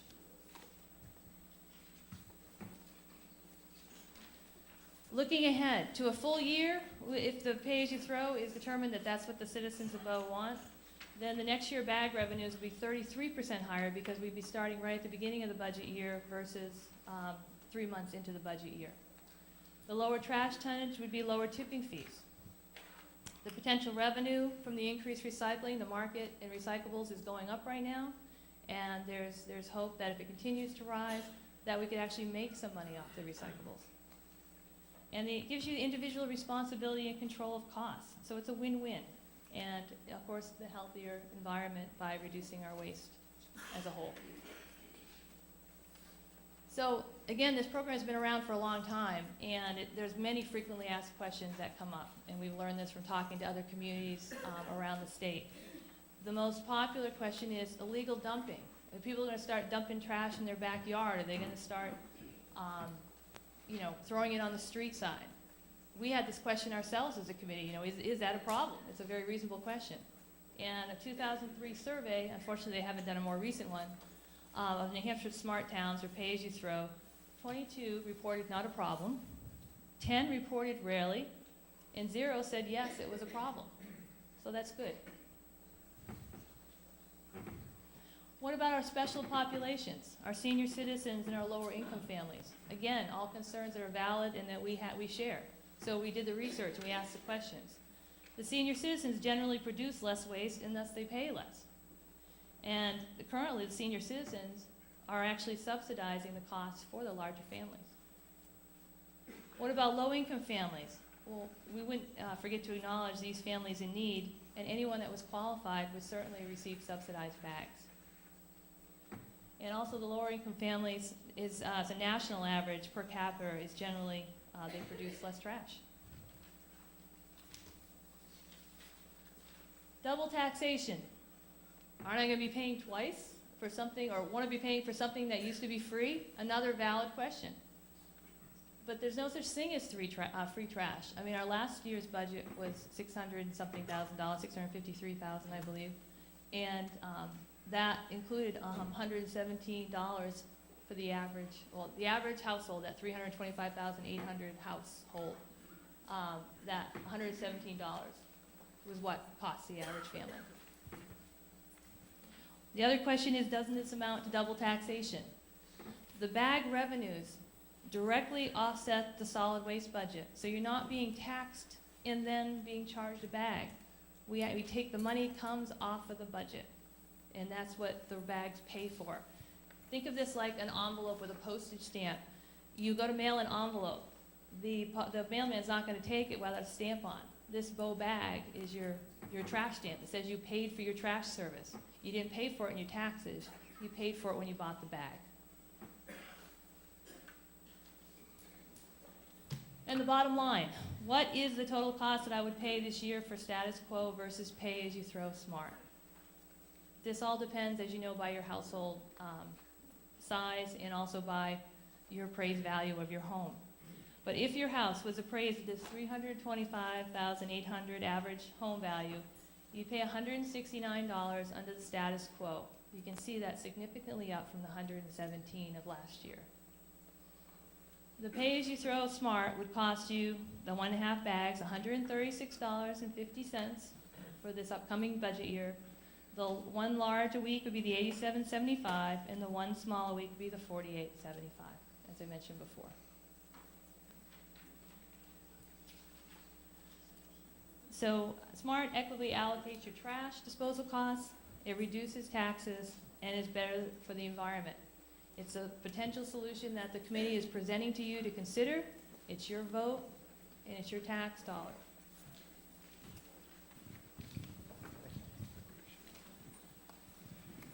All right.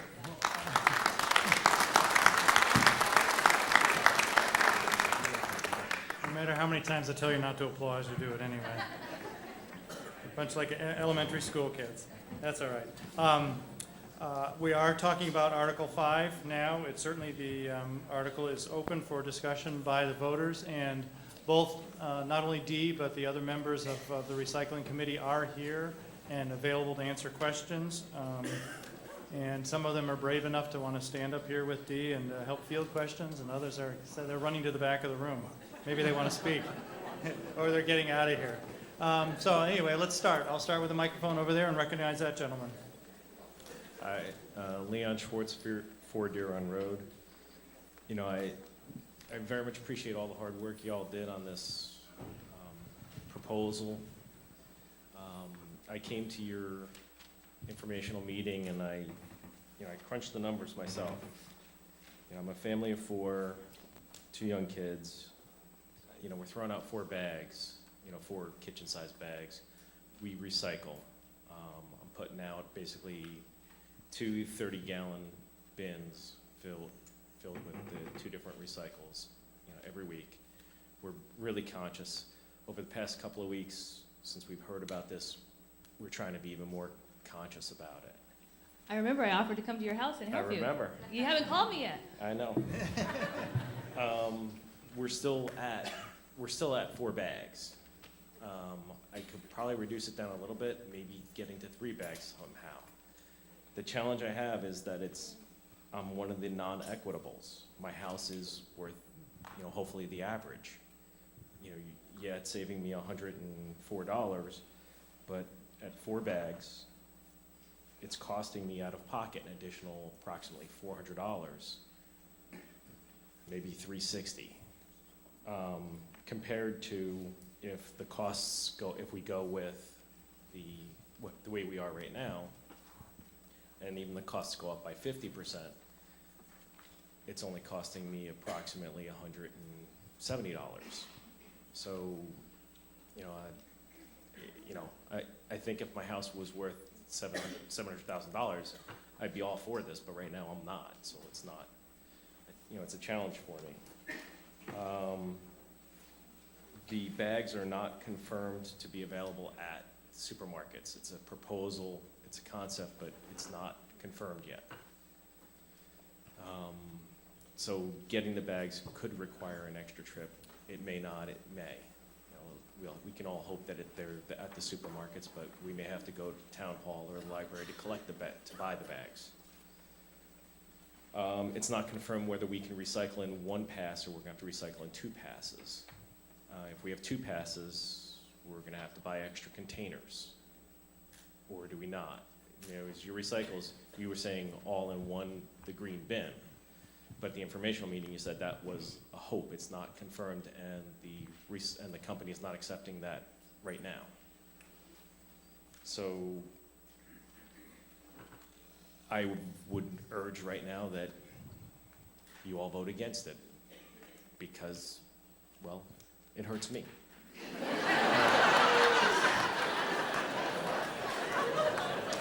I also think it's a dangerous, slippery slope we're going down. And this is the one that really concerns me. The next people are going to come up and they're, next time I could be coming up and I'm going to say, I have 200 feet of frontage.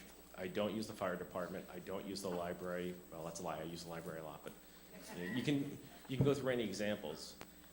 Therefore, I deserve less on my snow plowing. I deserve less on the library tax. I want to increase my pothole fund, whatever it is. I just think it's a slippery slope that we're going down to fall into a pay-as-you-go approach. So that's my comments. Thank you. Great. Before I recognize the next voter, I think what I'm going to try to do here, in an effort to convey information quickly and answer questions, is do some back and forth. It's not an intent to give the recycling committee twice as much time to talk as everybody else, but when somebody has a question like this gentleman, I think some clarification right on the spot can often be helpful. So, Sherry, you want to? Sure. We would need 2 containers, one for paper and one for mixed containers for recycling, but it's the same as we are doing now. Now we have them both picked up each week, and it wouldn't change.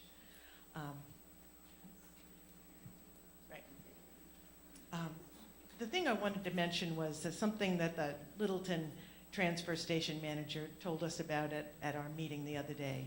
I mean, they had one town official who insisted he had 6 bags every week, and he was dragged kicking and screaming into pay-as-you-throw.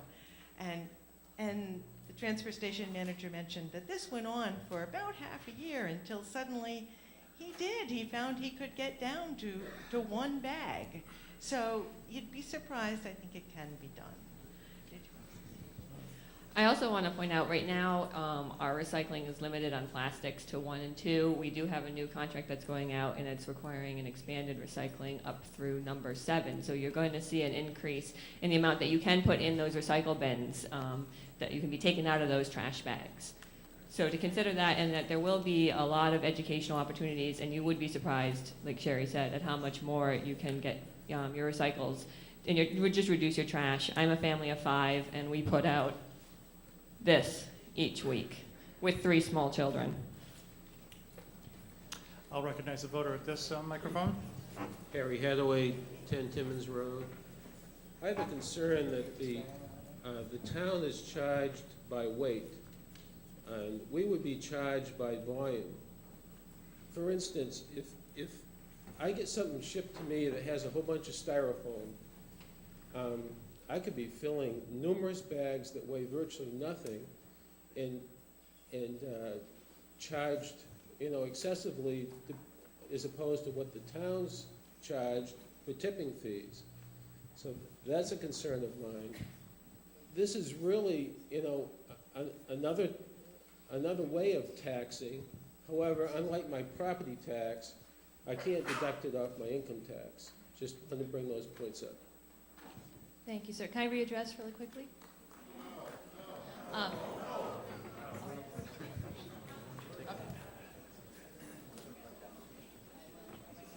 Okay, I'll recognize the voter at that mic. What we'll do is I'll have the recycling committee keep track of some of the questions, and then maybe after a period of time, they can hit a bunch of answers at once. Dennis Moss Beck from 15 River Road, and I have to agree with the gentleman that spoke before me at this microphone. It is not going to cost me less. It's going to cost me personally a lot more money. I have some other very significant problems, and one of them is with the concern about trash being thrown out by other people who don't wish to pay for their bags being put. Right now in my area, I live in an area with a lot of wooded area around behind us, and the houses are very far apart. I have a tremendous problem right now with illegal dumping, if you want to call it that. This is stuff that you would normally have to pay to take. It's shingles, mattresses. In one location near the new well that the town has built, that road that was put in there has already attracted people dumping stuff there. Down along the railroad tracks behind me on River Road, they've dumped refrigerators at times, appliances, household trash, tires. There's shingles at other places. I can visualize this being a serious problem because all of a sudden people are going to throw things. Before we had trash pickups, an example of that, Audley has in behind their location on Vaughan Road, there was a small turnout. People would go there and eat their lunches and throw their trash out on the road. So Audley put up a bins to actually, so he could keep that place cleaner. And guess what? All of a sudden there's tons of household trash coming in there. So he removed the bins, and there was still a lot until we did curbside pickup in Bow, where you didn't have to pay for it. Now, there's another problem I have, a serious one, because I am going to pay for those other people's trash that won't be paying for theirs because they take and throw their trash along the road. Every year I go along the road and I would pick up in probably a quarter-mile stretch, both sides, I pick up more than I can carry. It's probably the equivalent of 8 of those bags you've got there. That's going to cost me, do the math, 8 times $2.50. So it's going to cost me over $20, not including my time to go around and try to clean up the neighborhood. Earlier today, or this year, I was down at the Bow Landing, and I was walking along the highway. I like to walk a lot. And along the side of the road, there's piles of trash. They're probably blown over from other buildings and that. But I was thinking, hey, you know what I should do is take and haul some things down here and start to clean up that also, just to make the place look decent. Now you're telling me I can't do that without paying for that, for the privilege of cleaning up other people's messes. I walk through the bush in behind me, and every time I take a walk, I take bags with me to clean it. I end up with that much trash is what you're showing there. I can't afford it. I'm on a fixed income. So that's the number one thing. Some of the other items is that the bags I buy now are probably fairly inexpensive because I can shop for the cheapest bags possible. The bags that we're paying, the town now has to incur the cost of bags, or we will be paying for them, and probably not what I can get them from at BJ's or Walmart or places like that. So I think you have to be very careful about that. As far as greenhouse gases, now I've got another thing I've got to take and run around and get. When I need a bag, I'll have to run to the grocery store, wherever they're available from, and what hours they're going to be available. Now, I don't know how recycling is measured, but if it's measured by the number of people every week who put their bins out, don't count mine, because I don't put them out every week. We recycle everything we possibly can in my household, but I don't do it every week because I can't get the time every week to go out and cut the cardboard up into small bits and pieces, flatten the paper out, and take care of the rest of it. At any rate, I just want to say there's some very serious concerns. It's definitely going to cost, I think, most people in this room will be paying a lot more for a lot less service than what they had before. Thank you. Recognize a voter at this microphone. Yes, thank you. My name's Ingrid White. I live at Woodland Circle. I had 2 questions. One, I wanted to go back to a couple of the slides that you presented, Dee, regarding what the cost will be forward-going if we elect the pay-as-you-throw. I believe the slide says something around the figure of $250,000 will still be budgeted for solid waste disposal. And then how does that compare to the amount that then we then end up paying? Like, we'll still have to pay from our budget for that, plus we'll be paying for our bags. So I wanted to just make sure I understood how the figures were working, because when my understanding was, right now, that standard house of $325,000 is paying $117 per year for solid waste. With the upcoming increase in budget, it's going to go up to $169 per year for the solid waste disposal. And so basically, but then you said that we're reducing the tax by $32 per 100K if we adopt this other proposal. But I'm not sure, I don't understand where we're getting that $253,000 figure that looks like it's still going to be a net cost. And then I also have another question after that, but maybe now would be a good chance to respond to that one. Can I address that? In that this year we don't begin till October, and one thing that affects this is we have the cost of solid waste for the full 12 months. Okay. But the bags don't kick in until October, so at least, that's a portion of it right there. I think you're looking for what's my number to go home with, and if you can pull up the next slide here. If pay-as-you-throw passes, you're going to pay two things. One is the 20 cents per 1,000. That's to cover the couple of months before the pay-as-you-throw starts. Plus, the bag revenues only offset a portion of the total cost. So that's what that 20 cents per 1,000 costs. Then you're going to add your bags to that, which is the next slide. So the $253,000 figure is just for this year, and then going forward, that figure will be zero? No, because the bag revenues are never going to cover, at least that's how it's calculated right now, the bag revenues don't cover 100% of the cost. What is the expected expenditure? Right now, we have it calculated at 80% of the cost. Okay. Which is what? Well, in other words, you could raise bag prices until they eliminate the solid waste budget. But we had concerns about higher bag prices in this because of the impact on various homeowners, like the one gentleman that talked. And we share concerns about illegal dumping, so we did inquire about it, just to answer the one gentleman. And we talked quite a bit with the Littleton Public Works guy, and he indicated that you still have the same litter problem that you normally have, and you still have the contractor waste problem that you normally have, but he didn't see a big increase in other types of illegal dumping. The other things were just what they had experienced before the pay-as-you-throw. Water at that May microphone? I ask Oh, my second sorry. question?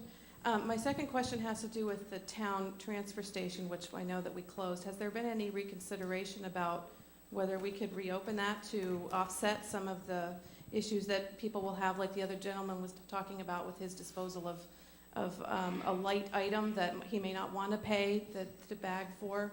If there was some way that we could supplement the pay-as-you-throw system with our own transfer station that would allow us to control our own costs and what we're disposing of, I would be more in favor of it than I am at this point.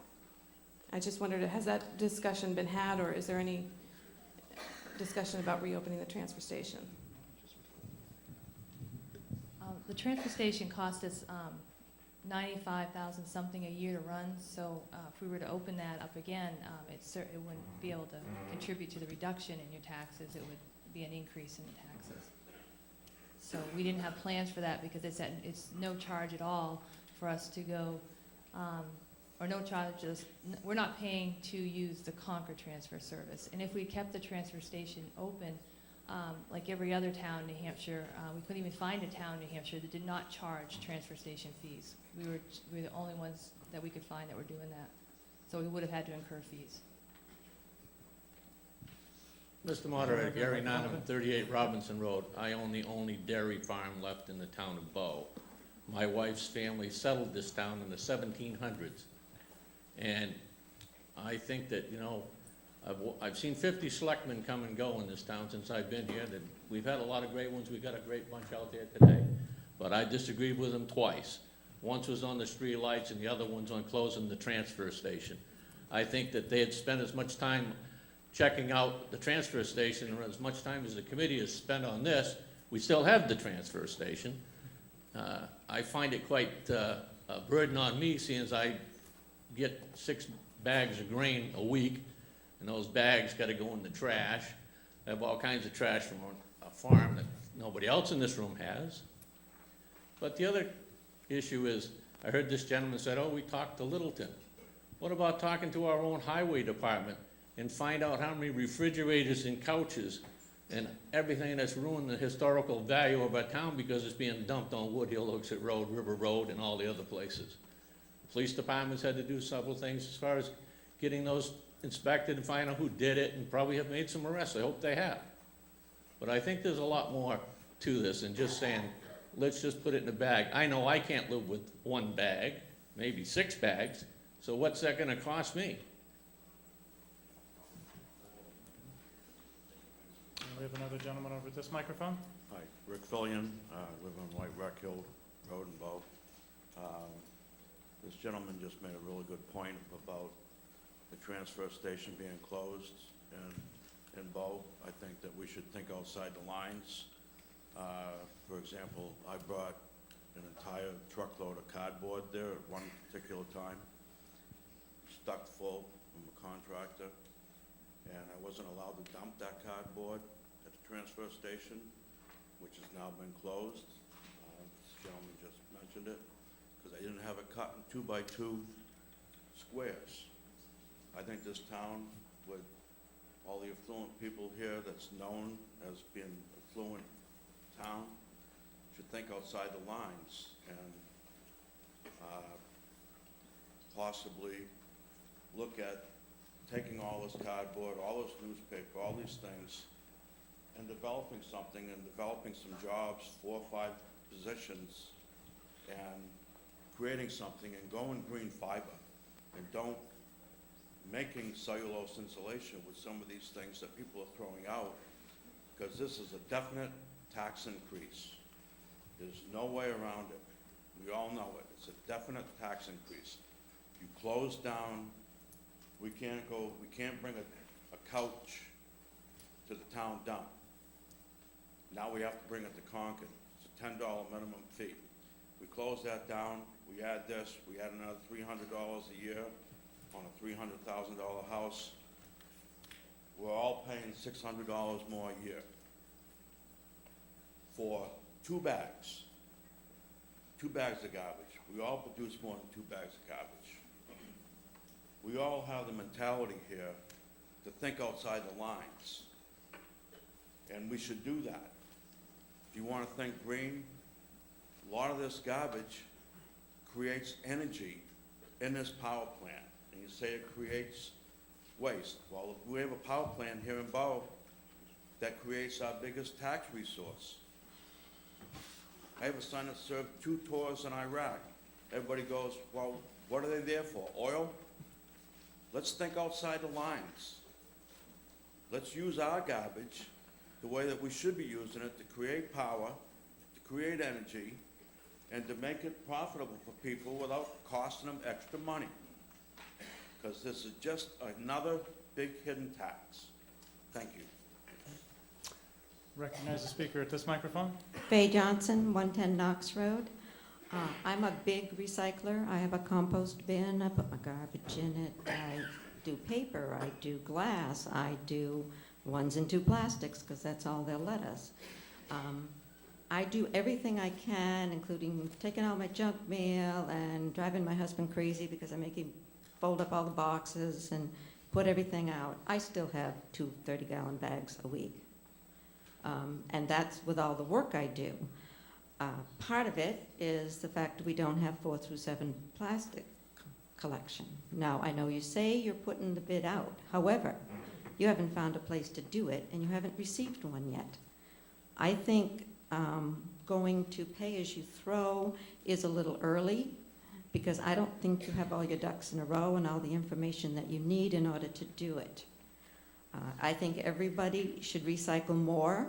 However, I can tell you that I recycle now more only because I'm retired, because when I was working full-time, recycling takes a lot of time, a lot of folding boxes, tearing up things, washing plastics, washing glass, putting everything out.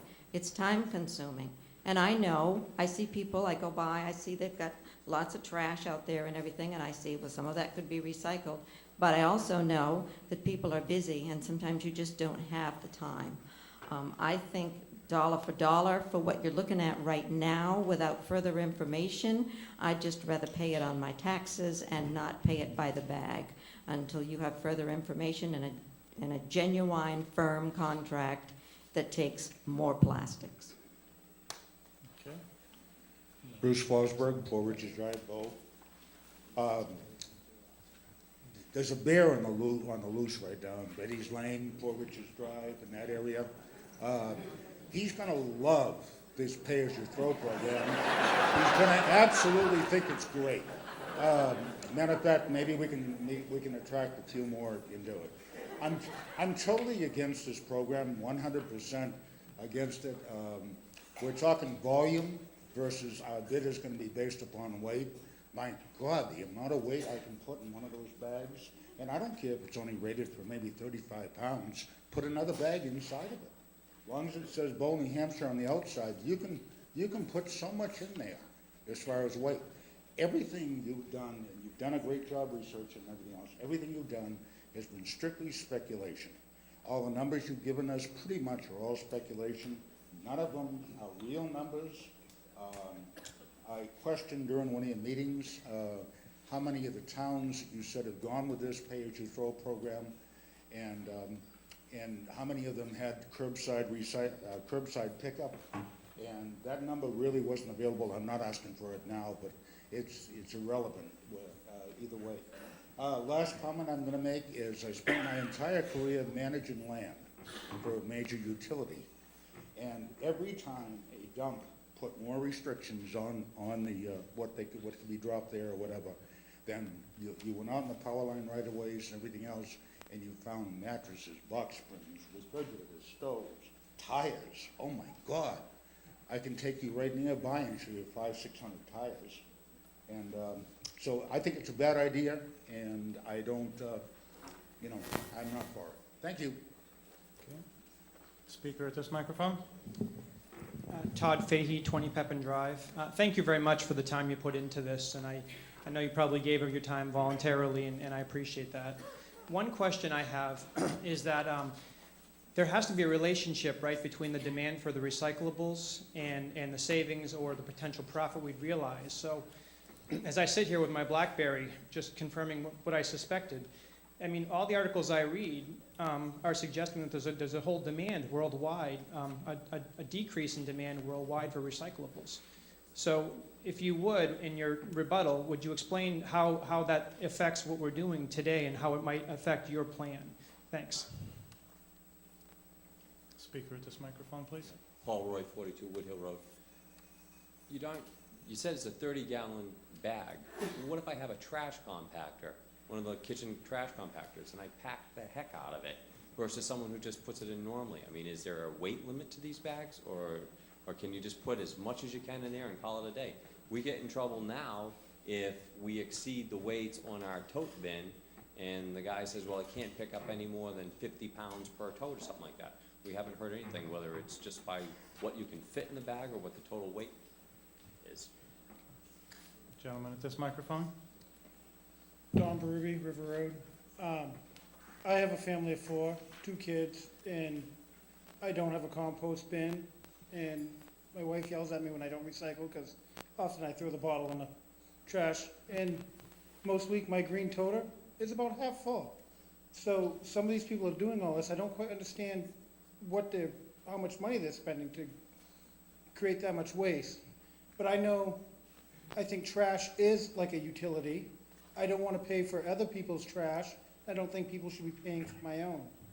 I don't know if this whole project is exactly right, but I think it's a good step in the right direction because you should pay for what you create, and it definitely will encourage more recycling. Voter at Ron this Black, microphone. 21 Woodhill Road. I have a few comments about this article. Number one, we have 3 bears that have gone through our yard. Number 2, we're on Logging Hill, and we do have tires that are thrown off in the corner between Deer Run and Logging Hill. And I feel like the incidences of illegally dumped trash will become more of an issue as Concord, Bow, and surrounding towns adopt this, and it becomes expensive in the economic times. And maybe the trash bags should be labeled Bow, Concord, and stuff, and Bow people are probably unlikely going to dump it in Bow. They'll dump it in Concord, so we should keep our eyes open. The other thing is that it seems like it is a savings, but it's for a relatively small savings for a select few, and still going to be just as expensive, if not more, for families who have, 2 to 4 people or more. I'm against this article, and I hope that I kind of feel like it's Social Security and health insurance. We're going down this slippery slope of having the individual take all the burden. And trash is an environmental issue and a health-related issue, and I think sometimes society just has to take the responsibility so that it's done correctly. Thanks. Voter at this microphone. Hi, Chris Ulrich, Timmins Road. Before moving back to Bow, I lived in Dover for a couple of years and did the pay-as-you-throw program. When I first moved there, I had just gotten a new job. I was working about 80 hours a week plus 2 hours of commuting. When I started, I got about two trash bags full of garbage a week. It cost me about $5 a week to take care of my garbage. But by the end of my 2 years there, I had reduced it to 1 bag every 2 weeks, and it wasn't because I was some great altruist or because I was some super environmentalist. It was because I was cheap. And I have a feeling that there's a few of us in here who are also cheap. So I'm just saying, by that time I was composting, I was cutting down stuff to reduce my volume of trash. And the pay-as-you-throw program was phenomenally successful in Dover. There wasn't a dumping problem that I saw, and I lived in a residential area.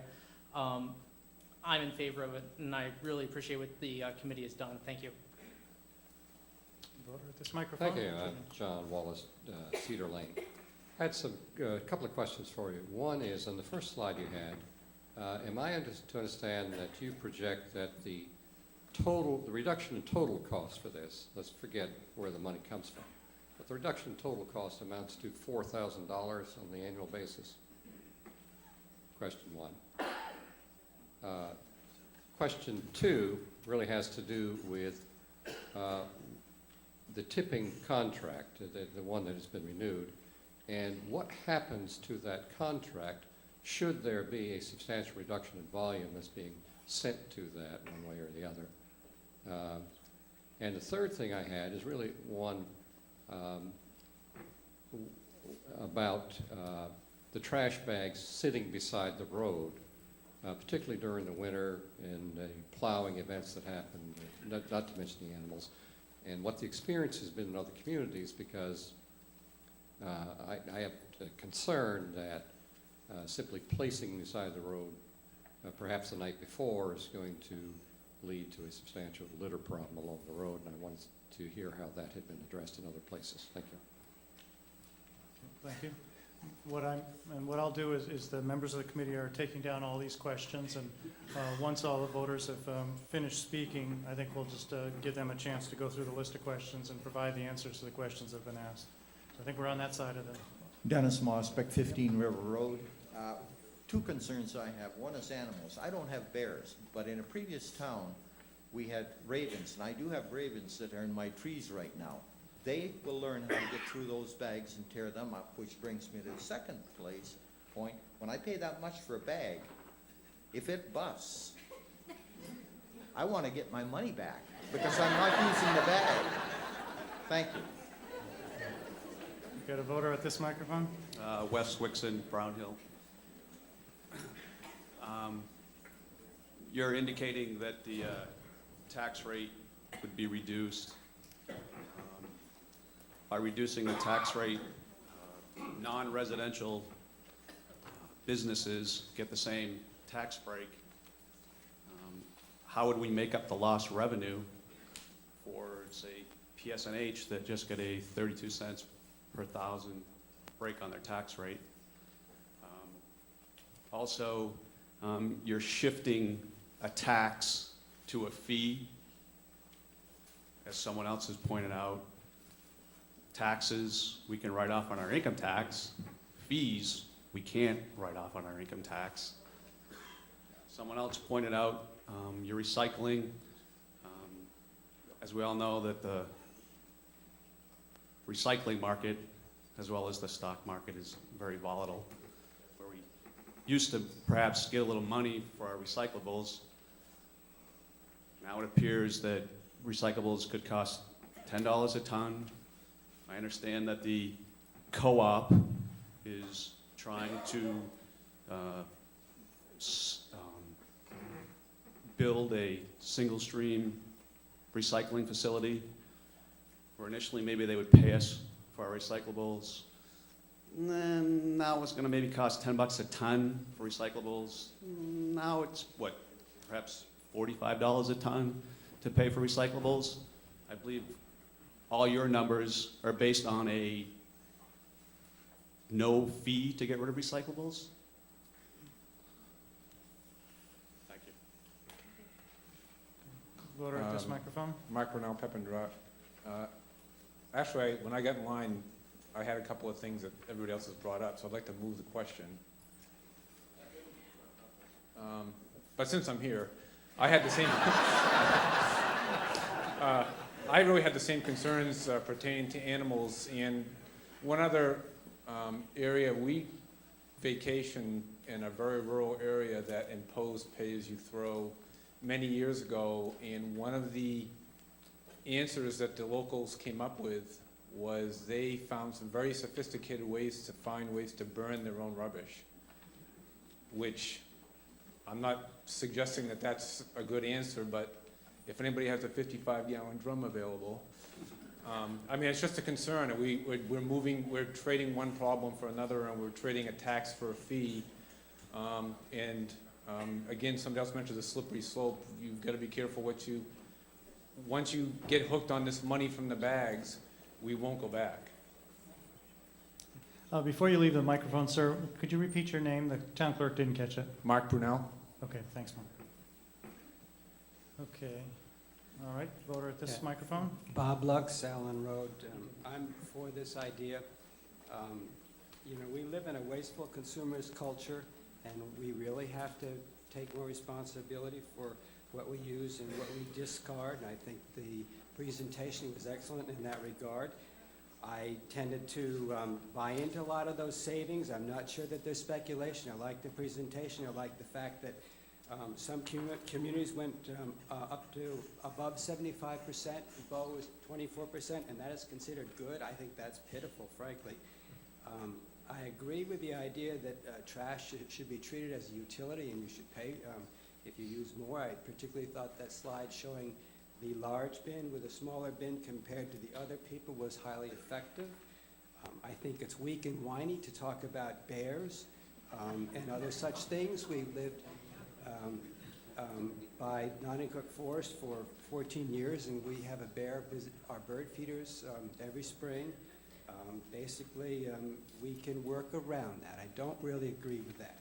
I think sofas and fridges and mattresses and tires are not things we're attempting to put in these bags. It's unfortunate. We lost the transfer station. That's a separate argument. I sympathize with that. I would like to be able to get rid of bigger things more conveniently, but frankly, I think we're in times where we have to learn to live with a little bit of inconvenience so that we have a better environment to live in. I sympathize with the farmer and his unique problems, and I think the town should be able to work around that. I also agree with citizens that are picking up cans and other junk that people have thrown out their windows. We should be able to work around that and accommodate that. We should not have to pay out of our own wallet for making the environment a cleaner place. The idea of burying or burning trash for energy, I think, is ridiculous. I really think it's incumbent upon us to recycle, and we need to go ahead with this idea. Okay, I recognize the voter at this microphone. Yes, Sean Buck, I'm Parsons Way. 3 points. First, could you put up the balance sheet type slide that you had? just wanted to point out that 594,000 in revenue, that comes from the same pockets that the taxes do. I mean, it comes from our pockets. So it's really just a changing of where the money comes from. And of course, no town's gonna go back on it because they're get used to the revenue from there, and they're not gonna wanna raise the taxes. So to ask the town, no town's gone back on it, I think that's kind of, doesn't really hold a lot of water with me. Of course, they're not gonna go back. And lastly, I'm not sure, maybe saving $5 or $10 a month is gonna motivate somebody who doesn't currently recycle to recycle. The folks who need the money the most would be able to afford the bags the least. And the folks that it doesn't matter to, I don't think saving an extra $10 a month is gonna motivate them to recycle. People recycle because they wanna save the environment, they think it's the right thing to do. And I'm not convinced that a $10 incentive, or really a $10 savings in terms of expenditures on trash bags is gonna change their recycling habits. And again, the people who can least afford the bags are the ones who would be most incentivized to reduce their trash. Thanks. Voter at Marie this microphone. Daniels, Fernwood Place. My sons and I sold a lot of compost bins to a lot of you folks here, so clearly I'm on the side of supporting. Sadly, one of the few apparent voices in support of moving to pay-as-you-throw. And I did want to say a couple of points. One, to the person who suggested that the numbers are conjecture. I just want to beg to differ, that the research does show that pay-as-you-throw significantly, consistently increases recycling rates and decreases waste tonnage. So I think that it isn't conjecture. It's if anybody reads the research, it says that pretty consistently. And then we're talking a lot about the numbers and how much, whether I should pay for that guy who's got 6 bags out there when I have 1. And I think that's important for a lot of us. But more importantly, I don't want us to lose sight of the fact that, if indeed, as is the case, these programs significantly reduce our trash tonnage, this is the right thing to do. For our kids, for our grandkids, for the environment, this is simply the right thing to do. And the $10 or the $5 is really, I think, less important than that. I'm back again, Mr. Moderator. Yeah. Gary Nyland, 38 Robinson Road. Right, Gary, can I Is there ask somebody you, from the... can I ask you perhaps to wait until everybody's had a chance to speak once before you speak a Excuse second me, time I on this didn't- article? I thought everybody had. Yeah, thanks a lot, Gary. I don't think this, have you spoken already, sir? He wanted me to go ahead of him, otherwise, he was gonna hit me and I was afraid. Yeah, okay. I don't think this gentleman has spoken yet. Thank you, Mr. Moderator. Gil Rogers, Jonathan Lane. I've got a practical problem I'd like to just have the committee think about. I recycle now, I'm going to get better at it, of course, and I'm going to be smart, and I'm going to buy the 30-gallon bags because it's a better deal. And what I'm worried about is when I don't have the 30-gallon bag full, it's time to put it on the street, so I got to hold on to it for another week, and what's it going to smell like? I guess you can get another green tote and store it in there so it helps a little bit, so open it up and all, but it can be an issue depending where you want to keep your trash for 7 to 10 days. Thank you. All right. Is it okay now, Peter? I guess so, sir. I just wanted to know that, we've got somebody here from the highway department.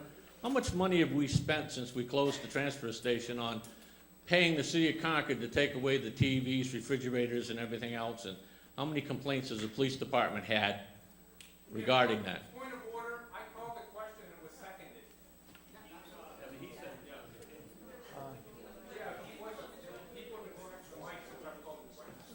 Well, if you withdrew it as far as I heard. You said I was thinking of doing it and I decided I'm going to speak anyway. So. Yeah. All right. Well, I didn't interpret it that way because you chose to speak. But certainly, if somebody at the mic wants to call the question now, we can get into that. But again, the two things. Even if we call the question right now, the folks who are at the mic, I'm going to let speak, and also I've been holding the committee back and having them write down all the questions that have been asked so that the voters get a chance, and I'm going to give them a chance to provide their answers to that before we wrap up. So.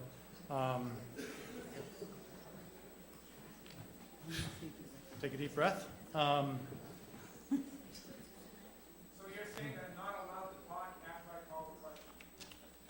Well, you weren't, I didn't hear your motion as a motion, and so I didn't treat it as a motion, I didn't accept it as a motion to call a question, and we've been operating as if there was no such motion, that's all, sir.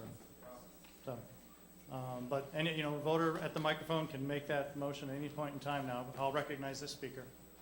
Thank you. It's Madge Welch, 44 Bow Center Road. I don't remember anybody asking about Wheelabrator and how often that they can increase their rates regarding this program. I'm most interested to know what that would be. And I also want to know the length of time that your contract is going to hold us to, if we do take it. We'll have them provide that answer to you at the end. Thanks. And a question over here? Brent Reinhardt, 3 Ridgewood Drive. I'm just curious if this whole pay for your throw thing is the increase for recycling or the drive to recycle or whatever. Why are we buying plastic bags to throw trash in when the dump truck has a lift? We all have green totes. If it's a volume thing or whatever, why don't we pay $15 to fill up our green tote with no trash bag, and then we're not having the trash company tell us how we do it? The reason I don't recycle a thing. I throw it all in the dump. And you know why I do that? Because when I put it in my recycle bin and the garbage man comes, it's kicked all down the street. It's in the little creek next to my house. It's in my driveway. It's blowing all over my yard because we don't hold the people that pick up the trash responsible for anything they do. We're gonna pay for this throw program, and now they're telling us we can't use our green totes to protect it from the animals. Now we gotta go buy new green totes because they're not allowed to pick up 50 pounds when they got an arm on the truck that will pick it up and throw it in. Why don't we pay $15 or $20, $50, whatever it is, for them to pick up the green tote with the mechanical arm so they don't have to do a thing except press a button and throw it in the truck? Make it easier for us to recycle and throw our trash away, and we'll recycle. But until it's easy for me to recycle, I'm not cutting cardboard in a 20 by 2 inch piece. I don't have the time for that. Make it easy for me to recycle. I'd love to recycle. I'd be hard pressed to find a bigger environmentalist than me, and I don't recycle, and that's why. All right, we have somebody at this microphone? Clarence Barassa, 8 Betty's Lane. I unequivocally and finally call the question, move the question, any way you want it. All right. There has been a motion made to call the question and a second. It is a non-debatable motion. I have a sense I know exactly how this vote's going to come out, but all those in favor of the motion to call the question, please signify by saying raising your cards. Yeah, sorry. Boy, old habits die hard. Okay, but all those opposed to the motion? All right. So the question's called. So we've got 2 people at that microphone, nobody at that microphone, and the committee will have a chance to speak, and then we will vote on this article. So I recognize you, sir.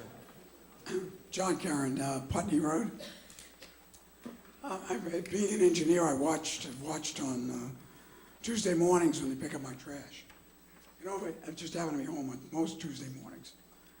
And I've noticed over the last 2 years, that Waste Management has gotten better and better at picking up my totes. Every truck that came by used to have 2, sometimes 3 collection agents, we'll call them, picking up trash from the totes, sometimes reaching in and emptying them and dumping them in the back of the truck. Now they're down to 1. And he presses a button inside, picks up the tote easy, and dumps it in the front of the truck, and it dumps it automatically. There's only 1. But 1 hour later, the recycle truck comes by. And the recycle truck has 2 employees, 1 driving the truck and 1 picking up the recyclables. Now, we're going to go the other way. We're probably going to end up with 2 men on the truck, collection agents, picking up 30 or 15-pound bags to throw them in their other machine. And we'll still have 2 men, collection agents, picking up recyclables. So now they've increased their cost. The recyclable market is down. And we're not sure whether we got a living contract or not. Personally, I think this isn't an ugly thing, but I honestly believe it's before its time. And I don't think we've thought out the mechanics. I don't want to give up my tote bin to the bears or the raccoons. I want to put my trash in it and watch it dump by one person. And I'd sure love to find a way so the waste management can pick up the recyclables with one person. And one more voter at that microphone. My name is Georgette Doherty. I'm on Hunter Drive. I think we kind of lost the point. The cost of trash is doubling, the disposal of trash. And in addition to that, we're making too much of it. We're turning out things in the trash that don't need to go there. You got some roses for Mother's Day. What happens when they die? Well, they need to be recycled. They need to go into compost. And we're not doing it. We may have this noble thought that a quarter of us recycle, and I think that's good. But more of us can, and more of us will, if we do this. And that really is what it comes down to stop throwing away so much stuff, and to try to reuse stuff for our own sake and that of our children. Okay, and to close out this debate, then I will just let Dee and committee members go through the checklist of items they've been.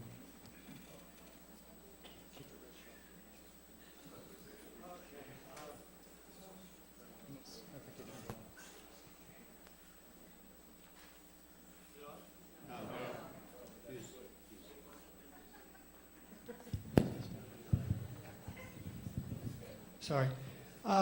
First of all, I'd like to say proposing something new is very difficult, and the Recycling Committee appreciates a lively but good-natured debate on the topic. So recycling will save us money whether we do pay-as-you-throw or not, so I appreciate the town's efforts. Answering as many questions as fast as humanly possible. Hauling contract is 3 years. It's out for bid, 2 optional years. Wheelabrator can increase their rates annually. December 1st, they kick in the higher rates when they increase them. Transfer station in Concord doesn't track boat costs separately to the best of my knowledge, so we can't give you numbers on that. Partial bag smelling, I would recommend composting. It'd help a lot with that smell. Recycling market concern, when we figured out the numbers, we based them on the current case, which is really, really abysmal. It's when we based the numbers, it was when there was a $45 per ton tipping fee for recyclables. It'll only get better than that. Basically, the economy was so bad that a few months ago it was a really bad tipping fee cost for recyclables. Let's see. What if the bag busts? I doubt if there'll be refunds. I'm sorry. Waste Zero said they'd. Well, that'd be interesting. So the vendor said he guarantees the bag and replace them. I'd like to see it in writing. He did put it in writing? Anyway, the bags, 35 pounds can fit into the large bag, and so there is a weight limit. You get much beyond that, and you have trouble with the braking that was talked about earlier. When we figured out a bag and a half, that was based on weight, not volume. So my current, I use a couple large bags, and I think I'd be down below a bag and a half because I'd compact like hell, like that guy was talking about. Our current contract, how would producing less waste affect it? What we have is guaranteed annual tonnage, and what we would do is we would adjust the guaranteed annual tonnage so that we wouldn't incur penalties if we reduce the amount of trash that we produce. Somebody asked about businesses get a break, but because of reduced property taxes, what we're proposing to do is to add a surcharge on the businesses for their waste that they throw out so that some of that money would be recouped. I think that's all the ones I remember. Mr. Moderator, I didn't hear my question asked about how much we've already spent, and I'm under the assumption from talking to some people that we've already spent them $6,000 to $12,000 on taking stuff to Concord that we found in the woods. Right. Yeah, I was going to try to remember that question and catch it right at the end, just to see if anybody had an answer to that, so. But I'll let Dee finish answering the questions from the committee, and then we'll turn that one to Public Works or whoever might have an answer to it, if there is an answer. I think I have the answer. Oh, okay. The warrant article versus the net savings question, you're not allowed to put revenues into the actual budget amount because those are anticipated and not actual, so that's why the 4,000 versus the 233,000 difference. The volunteers that do trash on the roadside, we've already addressed that. We know who those people are that do a lot of volunteer trash pickup, and we can certainly consider that in the process if the town decides that's what they want, and give some of those people free bags or let them use the dumpsters that are town and just put regular bags into that dumpster. Animals, we were told by 3 different waste companies. First with one, I checked it out with 2 others, that baby powder apparently repels most of the pests. They deal with pay-as-you-throw in all different towns and communities, and they said it's very easy. Also not to put your trash out the night before. I mean, that would be something that might have to change for some people.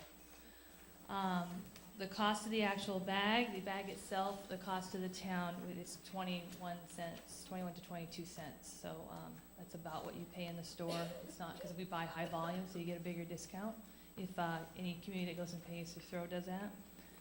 The recycling 24%, that's not 24% of the town's recycling. I'm sorry if I misrepresented that.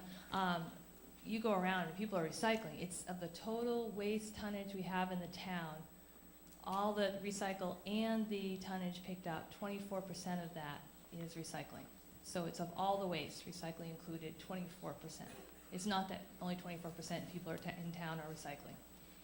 The styrofoam popcorn question, UPS or FedEx would love to have your styrofoam popcorn. We have that in our ABC recycling guide that we try to distribute everywhere. It's in education is key that we need to own, the committee will own.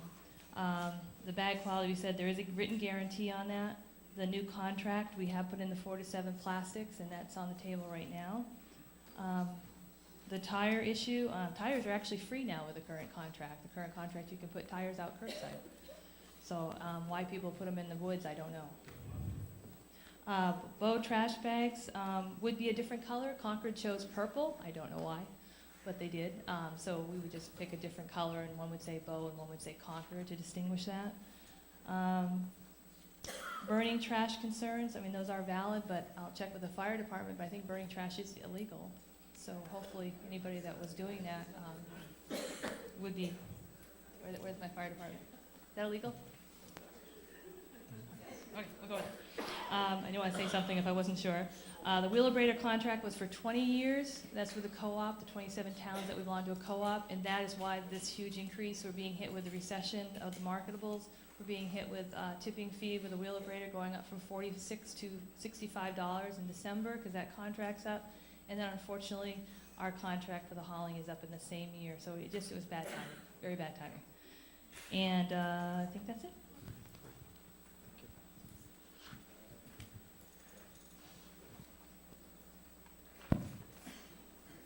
That's right. And I guess the last thing that I would do before we move to the voting is we had the gentleman asked if we have a number of what the town may be incurring for costs to pick up I'll call it gross trash, like fridges and freezers and tires and whatnot on town roads at this point in time. Yes, to answer your question, we have picked up debris. Tim Sweeney, the Public Works Director. We've had one large dump truck full of shingles that we got rid of that was around $500. And as we accumulate refrigerators and Freon appliances, we store them in a certain hidden area, and we take a full truckload over to Concord, and they're approximately $25 a piece for any Freon appliances, and we can probably get 12 in a dump truck at once, so we're within $1,000 there. I would add to that, though, that unfortunately we've always had residents that thought the woods were a more attractive place to dump things. This is not new. We've been having to pick stuff up out of the woods all along. And in addition to that, when we did have the transfer station, we were paying to move the stuff out of there. So I'm not sure that this is an increased expense. It's certainly one that's avoidable, but only if everybody cooperates. Okay, so Article 5. I do have a petition to vote on this article by secret ballot. And I need to, we just need to verify that we've got the folks here. And so again, just as before, I'll verify Van Mosier. Okay, Julie Mosier. Yep, David Martin. Was that a not here? Was that David saying not here? Yeah, okay. Cindy Martin. Okay, Robert Loof. Okay, James Hoffman. Yep. Marge Welch. And Rick Highland. Okay, great. Well, we got 5 voters. It's been, we will do the same drill as last time. Let me take a quick look. Whatever is, the next ballot we've got in the pile, in my pile, is the green one. So we'll use the green ballot. So basically the same thing as last time. Do the 2 circles up and down. There's no magic. If you see a line shorter, you can use it, but we'll work our way through this as quickly as possible, and then once we're done that, we'll decide what we're going to do for the rest of the night. Which color?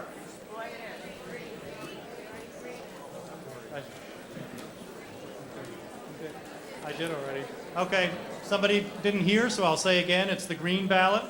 It's the top one in the pile, and again, a yes vote means you are in favor of the article, which is the pay-as-you-throw. A no vote means you are not in favor.